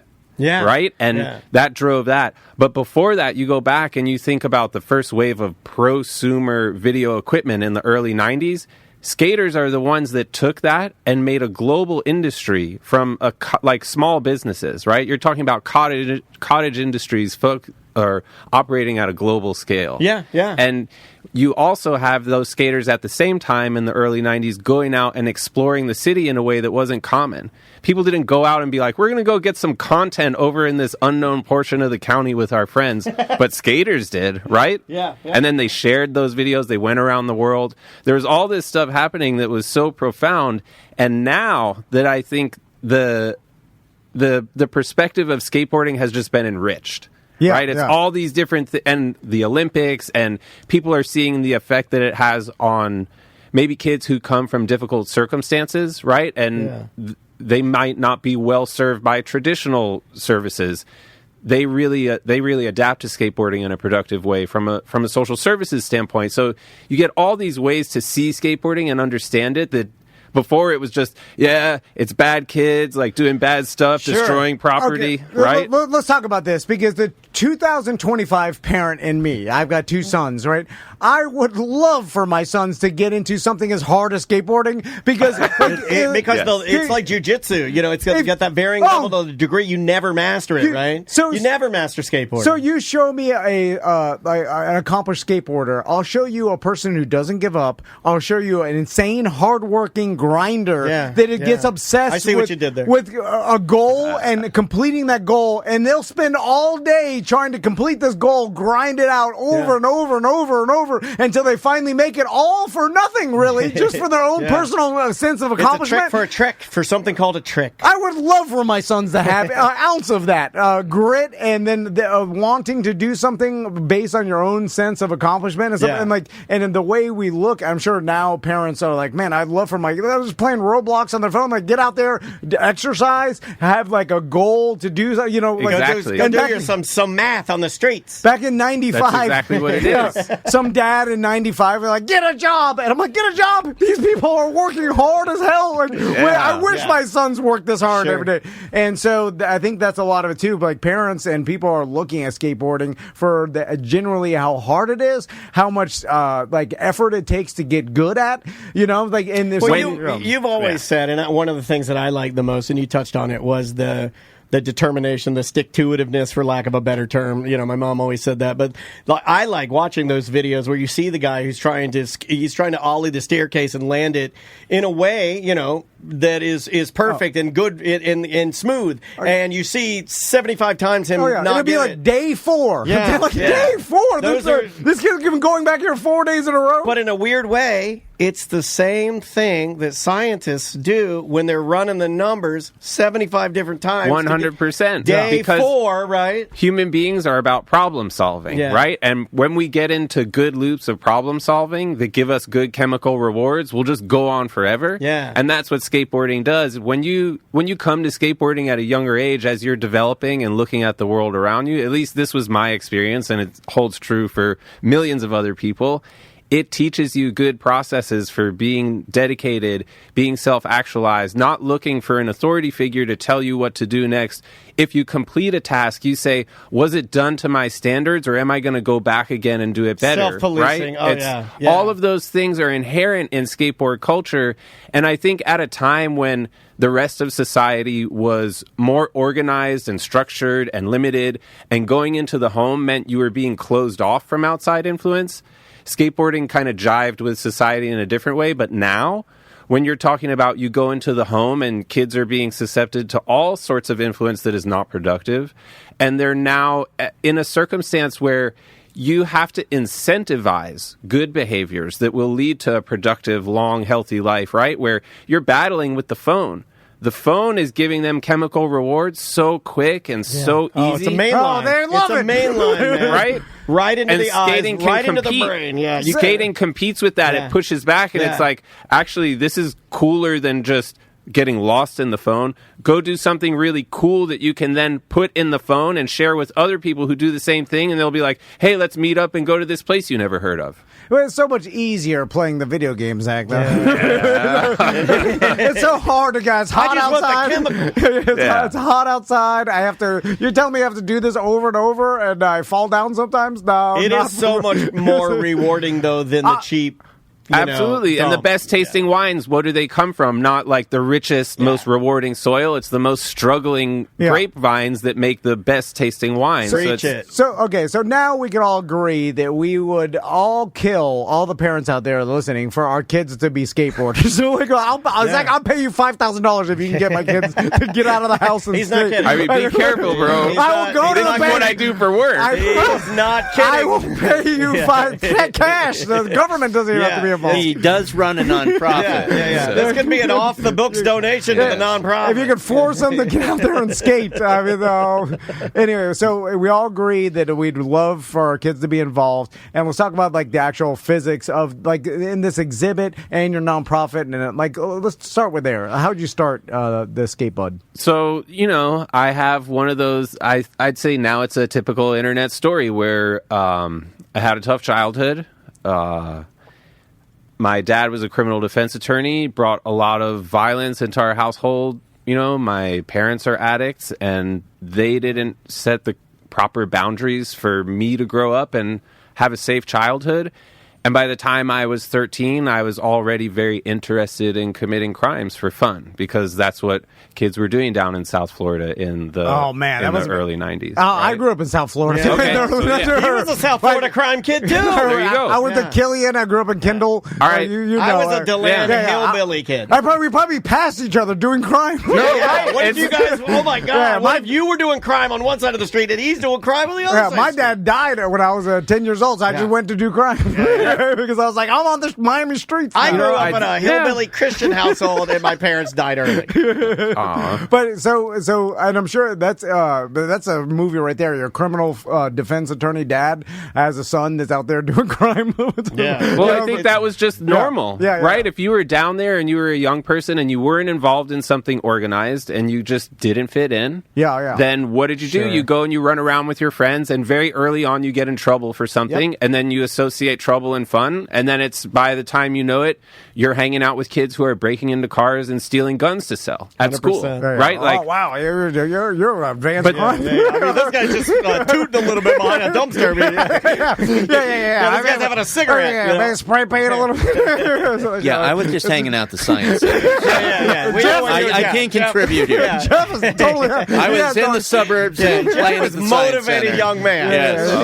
Yes, His parents. Jeff's like, stay away from those Miami kids. My whole view of skateboarding was Christian Slater and Gleaming the Clou. That's all I had. The healthy side. Yeah, nothing wrong with that. Yeah. So, like, growing up and then seeing, and then you're right, especially in the 90s, like, we saw there's a ton of cocaine cowboys. Yeah, and disenfranchised youth that had nowhere to go and just hit the streets, and they're skating, and the society's yelling at them, you loser. And meanwhile, you're like, I'm doing something extremely hard every day and trying to get better at it. And it wasn't framed that way, No, it was like, get a job, you loser, you're bum. And it's like, these people are, again, going back to today's society, they go out there outside and do something hard over and over until, it's amazing. With no reward, really, aside from the chemical reward internally, the camaraderie with your friends. You learn how to film yourself and edit so you can film your skateboard. Like, all these skills that you're learning, like, get a job. What the hell? We learned how to navigate before we even had, there was no Google Maps. It would be like, we want to get to a place, and you figure out how to drive there. So for me, getting access to a skateboard the first time just in my neighborhood, it was a way to have a level of personhood.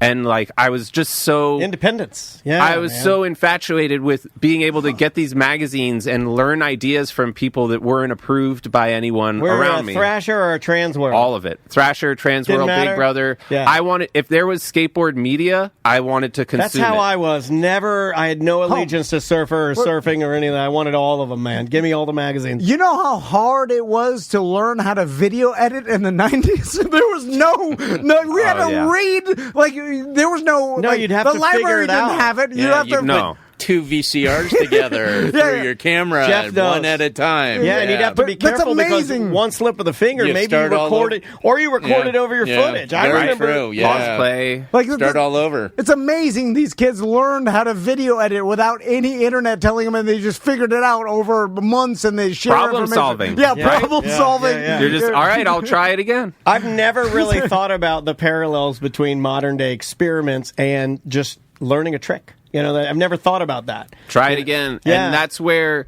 for me, that really resonated because I was already way overstimulated, should have been in therapy from a long time before that, was not, probably should have been on medication, all kinds of stuff. It was just like, pretend that's not happening. Shout out to therapy and medication right here. So, which I later in life... Well, the parents in the 90s are like, don't talk about it. That's a secret. If you talk about it, I'll lock you in the basement. Basically. I won't ask, you don't tell. That's the 90s. So... that was the first level. And then after that, when I got a license, there was a private indoor skate park that opened in a closed down Walgreens. It still had like the same linoleum floor, everything. Is called South Florida Extreme in Pembroke Pines. I'm familiar. I went there and connected with kids from other parts of the county. And that was when it really shifted. Because even those kids in my neighborhood that I was skateboarding with, they were on a path of the similar, like, getting in trouble, except that their parents had regular jobs. We're bringing regular people around the house, not murderers, not drug smugglers, not wild felons, not the stuff that they were exposed to, their family secrets that, like, comes out in your bad behavior. I was on a path of, like, potentially killing someone or doing something outrageous because from a young age, I was exposed to stuff that, we don't need to discuss the specifics of it here and now. It's like things that you see in movies, right? And to not have that kind of support from my peers where they're going home to parents who are like very, very privileged, right? And that's not to put it down, but it's like you have enough money to where the money can really help to create a home that's safe for your kids where you're not necessarily involved at such a granular level. And getting in touch with these kids from other parts of the county where their home, their relationship with their parents was much closer, where it's like, hey, I know if I don't keep you out of trouble, you're going to get in trouble because of the circumstances of the world around you. Yeah. That's excellent. Can I well said. complain about how good kids have it these days now? Because you could find your group of people so easily on the internet. Like back in the 90s, we were like, no one's like me. And you look out there like, oh, that's true. I'm lonely. because it was harder. You'd have to actually go and find someone. You'd have to go to the skate park and then realize like, oh, all these kids are like me. I was the only skater at my school, right? And we were lucky to have adult skaters who were like, we're going to open this place that's going to bring people together. And it was only that time where it became meeting people from other parts of the county that really set off this level in me of like, because before I was obsessed with skateboarding, right? I was in a state of not understanding a lot of things, and then skateboarding opened my mind to a lot of other aspects of personhood, identity, society, relating to other people, making friends, moving through the world in different ways. And going to the skate park made that real, where it was like I felt like what I was seeing in the magazines and the videos, this lifestyle that people were living became my lifestyle. And it drove me to say, like, I was not the best kid in my neighborhood at skating by far. Like, of the the locals in our scene, I was nowhere near being like, oh, like, watch out for whatever Zach's going to do, because if you have to go after him, then forget it. After that point where I started hanging out with these other kids and it shifted, all those kids that I had grown up skating with, I like blew past them, and whoever was the best, like whatever level they were at, it was like way beyond. I moved so far beyond it. And that was in part because I was putting myself around these people that were way better than any of those guys and going out and saying, this is what I'm doing all the time. I'm hanging out with these people who understand life in a way that makes sense to me, and we're all just encouraging each other to do the hardest thing we can possibly do, and each of us does it a little different. And I was lucky to have this amazing crew of dudes just from different parts of the county, and I had a car, and I had a gas card from my dad because I was from a privileged part of the county, so I was like, where are we going? And we were just, every weekend, just gone.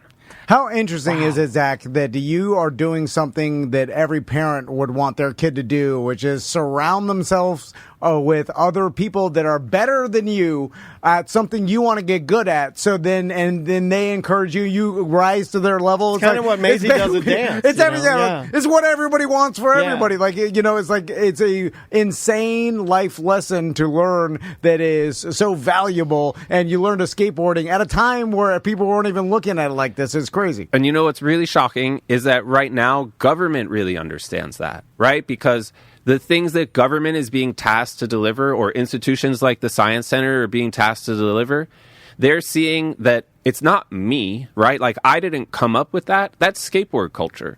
And when you're a part of skateboard culture, that's what happens to you.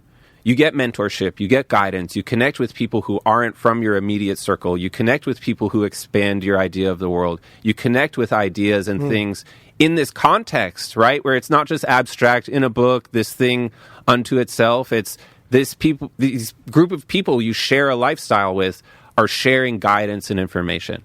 And that's so lacking in our society. It's such a fundamental aspect of skateboarding. And it's amazing to see the turn now where I'll never forget the first time my wife's from LA. That's where we started our business. We got paid by the mayor's office to go out and do skate programming. And it's like, I'm setting up, we're putting up a banner, right? Like a big, 12 by 8 for a photo backdrop. It's just graffiti on it that says skateboarding. Sure. Over and over and over again, right? And then it's like we've got pro skaters that we paid to come out there, and then an assistant and a photographer, and the assistant is helping people who don't know how to skate. And we've got a bunch of product to give away that we bought from local small businesses, which are skate shops. And I was like, hold on. Let's take a step back, because I remember being put up against police cars for doing way less than this. Yeah. Sometimes just having a board makes you a suspect. I remember being downtown DeLand, and it was frowned upon. And I remember I just had it. And it's like, I hope you're not going to ride that on the sidewalk. And already a focus of attention, right? I don't even think I put it down, Well, that, society, and we're all watching Clueless and Who's the Losers? The kids with the skateboards. Thanks a lot, Hollywood. You really made us look stupid. Right? And by the way, these actors, I know they can't skate. I can tell. What was that kid's name? Brecken? Yeah. Breckenmeyer. Breckenmeyer. Yeah, yes. Breckenmeyer can't skate. Yes. Well, maybe he could a little bit. I don't know. Head skater hair. Yes, enough for one scene. Yeah, he had skater hair. And let's not be, ignorant. Like a few bad apples too. Then people are associate this person has no respect and he's intentionally breaking the law or whatever, and then lumping all skateboarders into that, and it's ridiculous. Oh, that's one of my biggest pet peeves. Anytime you go and look, this is not a challenge. This can be like a abstract form of entertainment. Go to any news site and look up skateboarder. Anytime someone commits a crime and they have a skateboard, oh, that's a skateboarder, right? Imagine if anytime someone committed a crime with a gun, oh, that's a gun rights enthusiast, right? That's it's marketing. Every time someone in a car commits a crime, oh, this is an automobile enthusiast committing these crimes, right? This is someone who races cars. The assumption there that just because the person used a skateboard, I saw a headline the other week, a mom or a grandma and an 8-year-old walking through an intersection in New York, and the kid is on a skateboard, and the skateboard slips out from under him and hits a guy in the ankle. The guy turns around and slaps the woman and the kid in the face. The headline makes it sound like, oh, a skateboarder attacked someone. Yeah, that guy's got some balls. It's slapping a parent in the mouth. I would never think of doing that. That's a different level of a kid's skateboard slips out and hits me in the ankle, and I slap the kid, I slap the mom. I'm like, that's what you get. What is that? Oh, Sean Connery. God damn.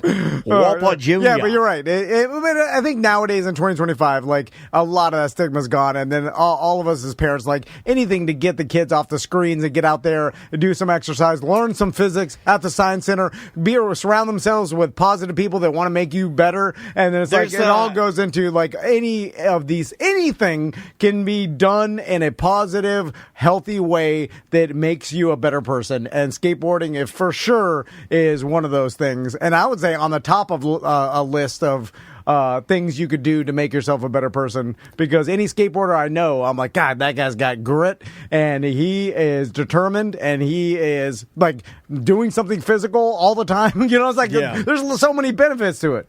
Anyway. When you look at the Venn diagram of personality traits that get cultivated by being involved in skateboarding, it's creativity, dedication, self-policing, right? Social bonding, looking at the world in a different way. There's all these skills that I think people would want to have that skateboarding inherently teaches you not to understand at an abstract way, but to really embody.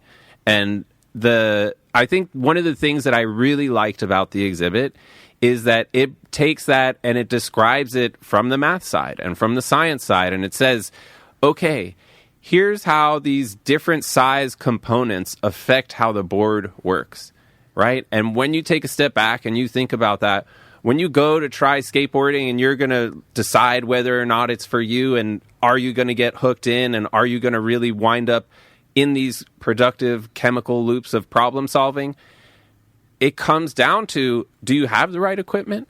Yeah. Is the equipment going to function in the right way?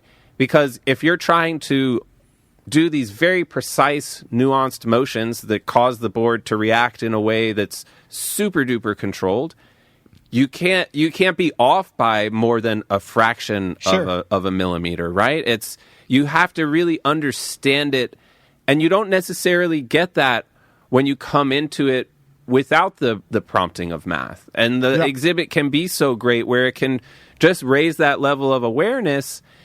And it's not that anyone needs another reason to be like, hey, math is actually an important subject to learn. Right. It's, people can't really live very long being like, oh, I don't need math. You're not going to get very far. I've tried that. It doesn't work. It doesn't work like that. But even if your kid or yourself are not into skateboarding, this exhibit will give you a greater appreciation for skating, watching skating, knowing the physics behind it, how difficult it is. Learning about it, it will just give you, it'll make it more entertaining watching skating. You know what I'm saying? Because then you're like, oh, wow, it's harder than I thought. I like what you're touching on, too, of the aspect of going to the exhibit, taking it in, and then figuring out why certain equipment works certain ways, like the size of a wheel, the material being softer. Does that give me for me, I would imagine I want big wheels and soft wheels on a big board, because that's going to make me go fast and straight and not going to rattle my knees. You know what I mean? Yeah, no, exactly. And I like that idea of because one of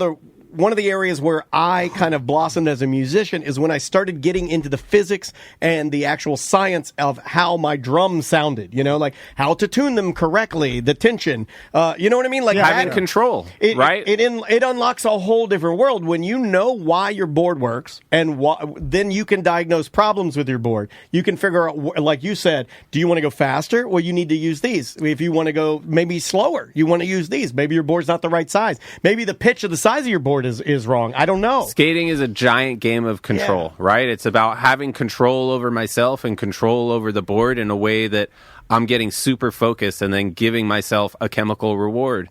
And when you have control over the information and you're able to understand how to get a different outcome, how to problem solve this scenario, and if you're going, oh man, I'm trying to learn this trick and I can't get it, I can't figure it out, and then you say, you know what, maybe I'm going to try slightly wider board on slightly skinnier trucks. There's all kinds of ways that you can configure the board, and that's maybe one of the ways that the freedom of skateboarding and the need for self-actualization backfires is there's no default skateboard.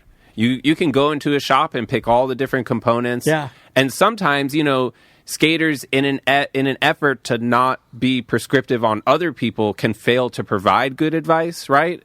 It's not often that you'll go into a skate shop and get bad advice. It can happen, but a person who's running a skate shop is not necessarily going to be there to help you problem solve and troubleshoot all the ways that different components will interact to give you a different outcome, because it could just be that you need to switch your wheels to get that outcome, or maybe you need to switch your wheels and add risers, or maybe you need to switch your wheels and add risers and also get a board with a longer tail. There's all these little things. Skate scientists, man, I love this. Yeah.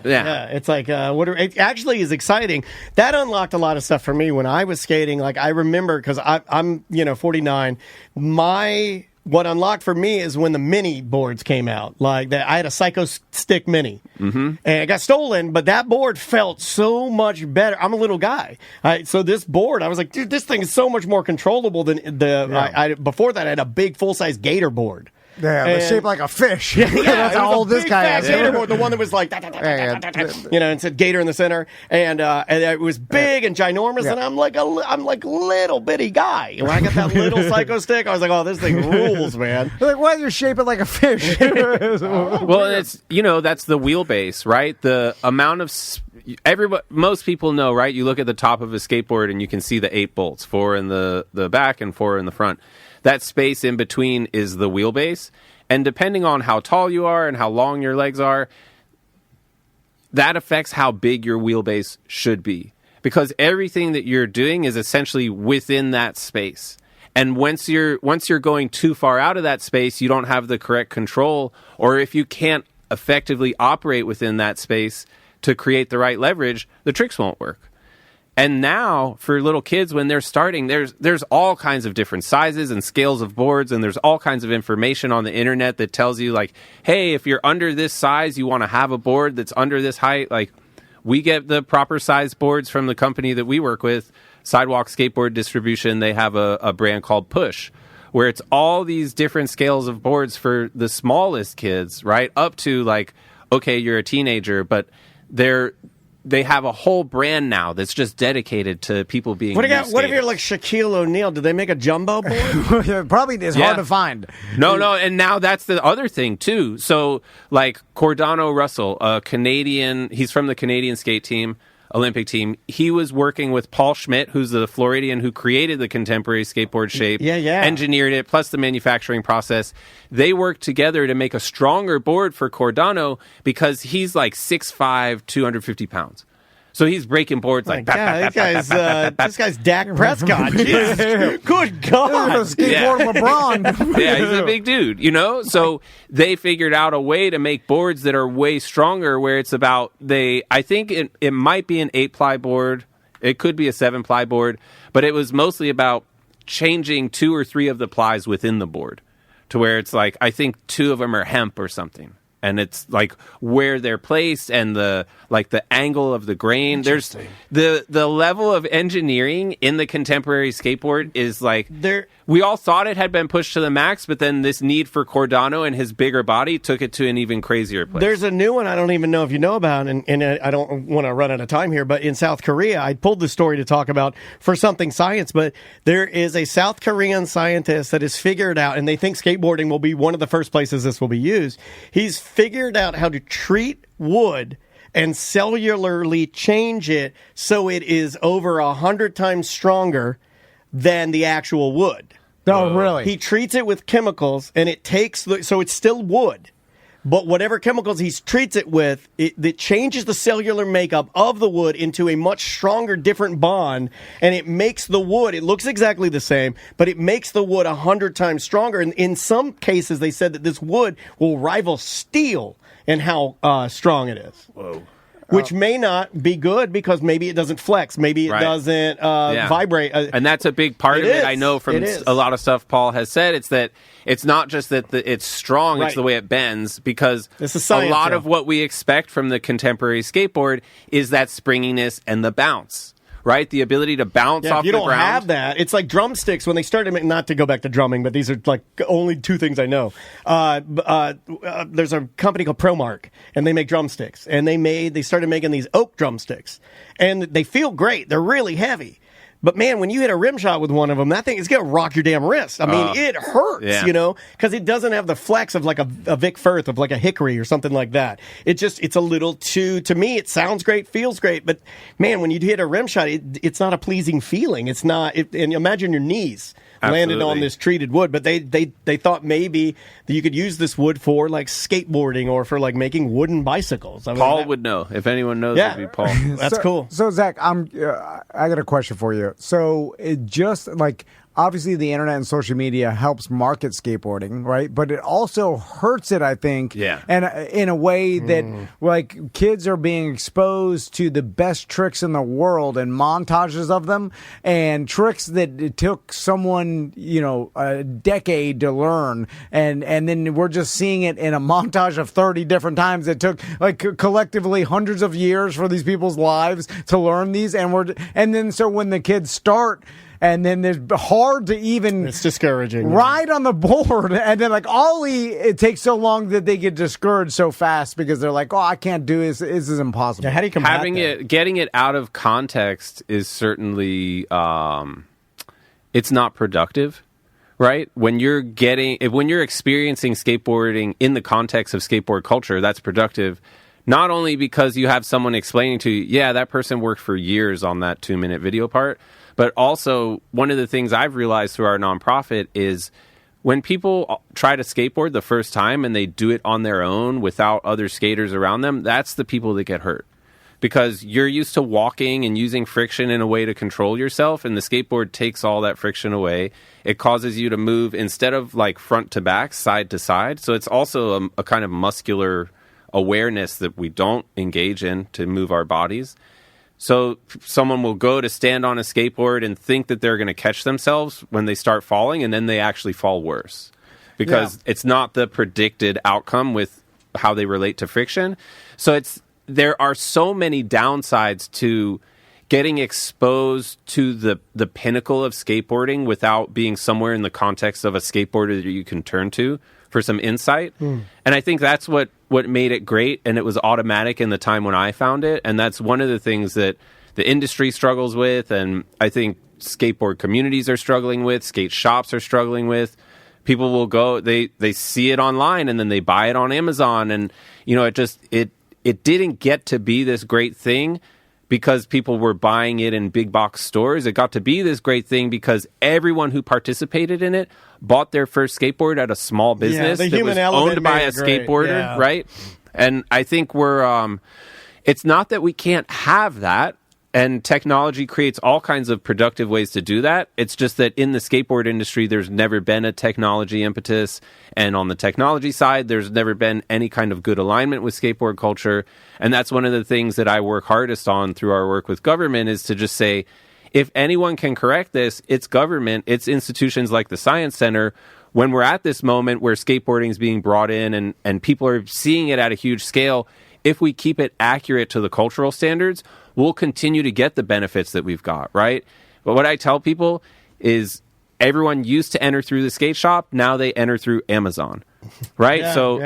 But they enter through Amazon and the skate park. So then it's like, how do skateboarders start to interface more with the government so that we're not in charge of the programming at the skate park, but we're kind of the authority over what that programming should look like and feel like. Well, it still surprises me nowadays. Anytime I see the government build like a public skate park, I'm like, what? It blows my mind because I grew up in the 90s, like skating in the 90s. That was not a thing. We didn't have any. Behind the enemy. Behind the Winn-Dixie is all we had. If you'd have told me in 95 in Miami, like one day the government will be building skate parks for you guys, I'm like, no way. Right. No way. I still remember going over to a buddy of ours. He had a ramp in his backyard, and we went over there, and he wasn't home, and we hopped the fence to skate it.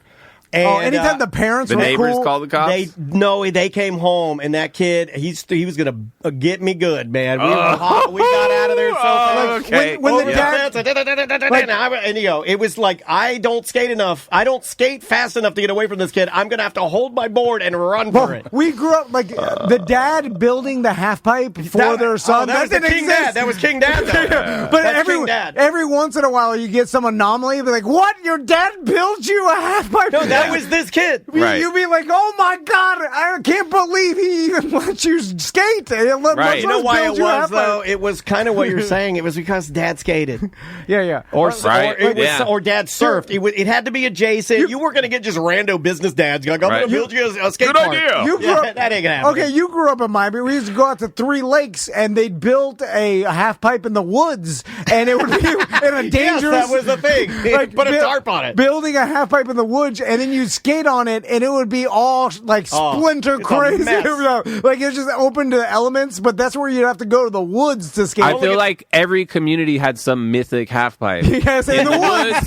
Right? Because that's the only place that it could go. Yeah. It's either that or at the house of a kid whose parents skate or whose parents were that cool that they were like, hey, we love you and you're our kid and you love this thing, so we're going to encourage it. It was like, that was not... How ridiculous is that we're in the 90s, we're like, what? Your parents love you. But now it's so easy. That's crazy. Now you can take your kids to the Science Center.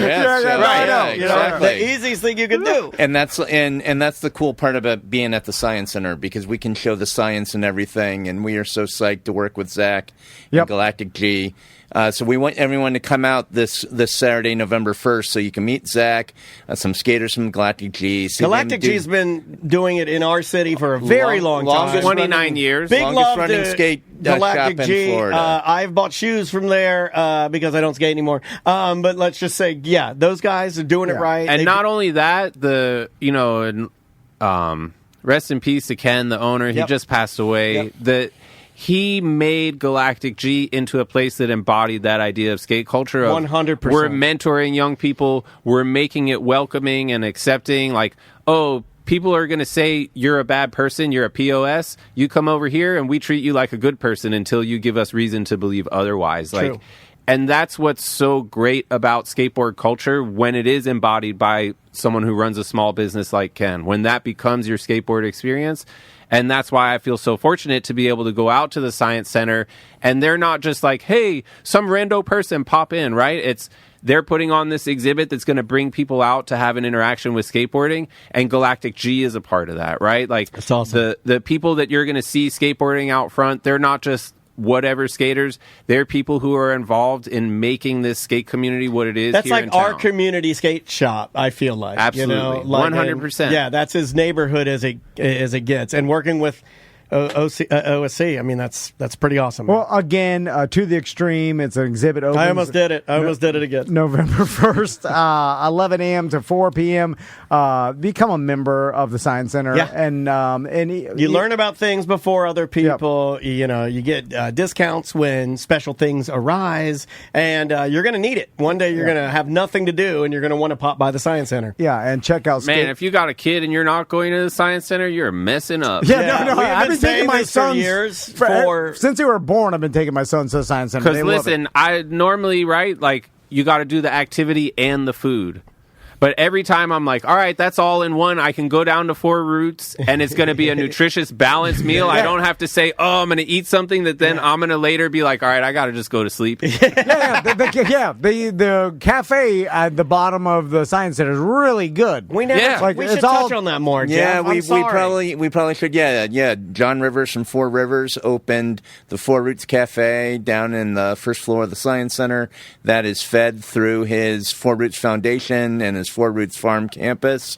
Everything is really farm to table. Some great high quality sandwiches, nutritious, wraps, bowls, good stuff. And so come down Saturday, November 1st. Make a day of it. Meet Zach. See these awesome skaters from Galactic G. We're going to have some cool activities with fingerboards that you can play. I love fingerboards. You can build your own cardboard skate park.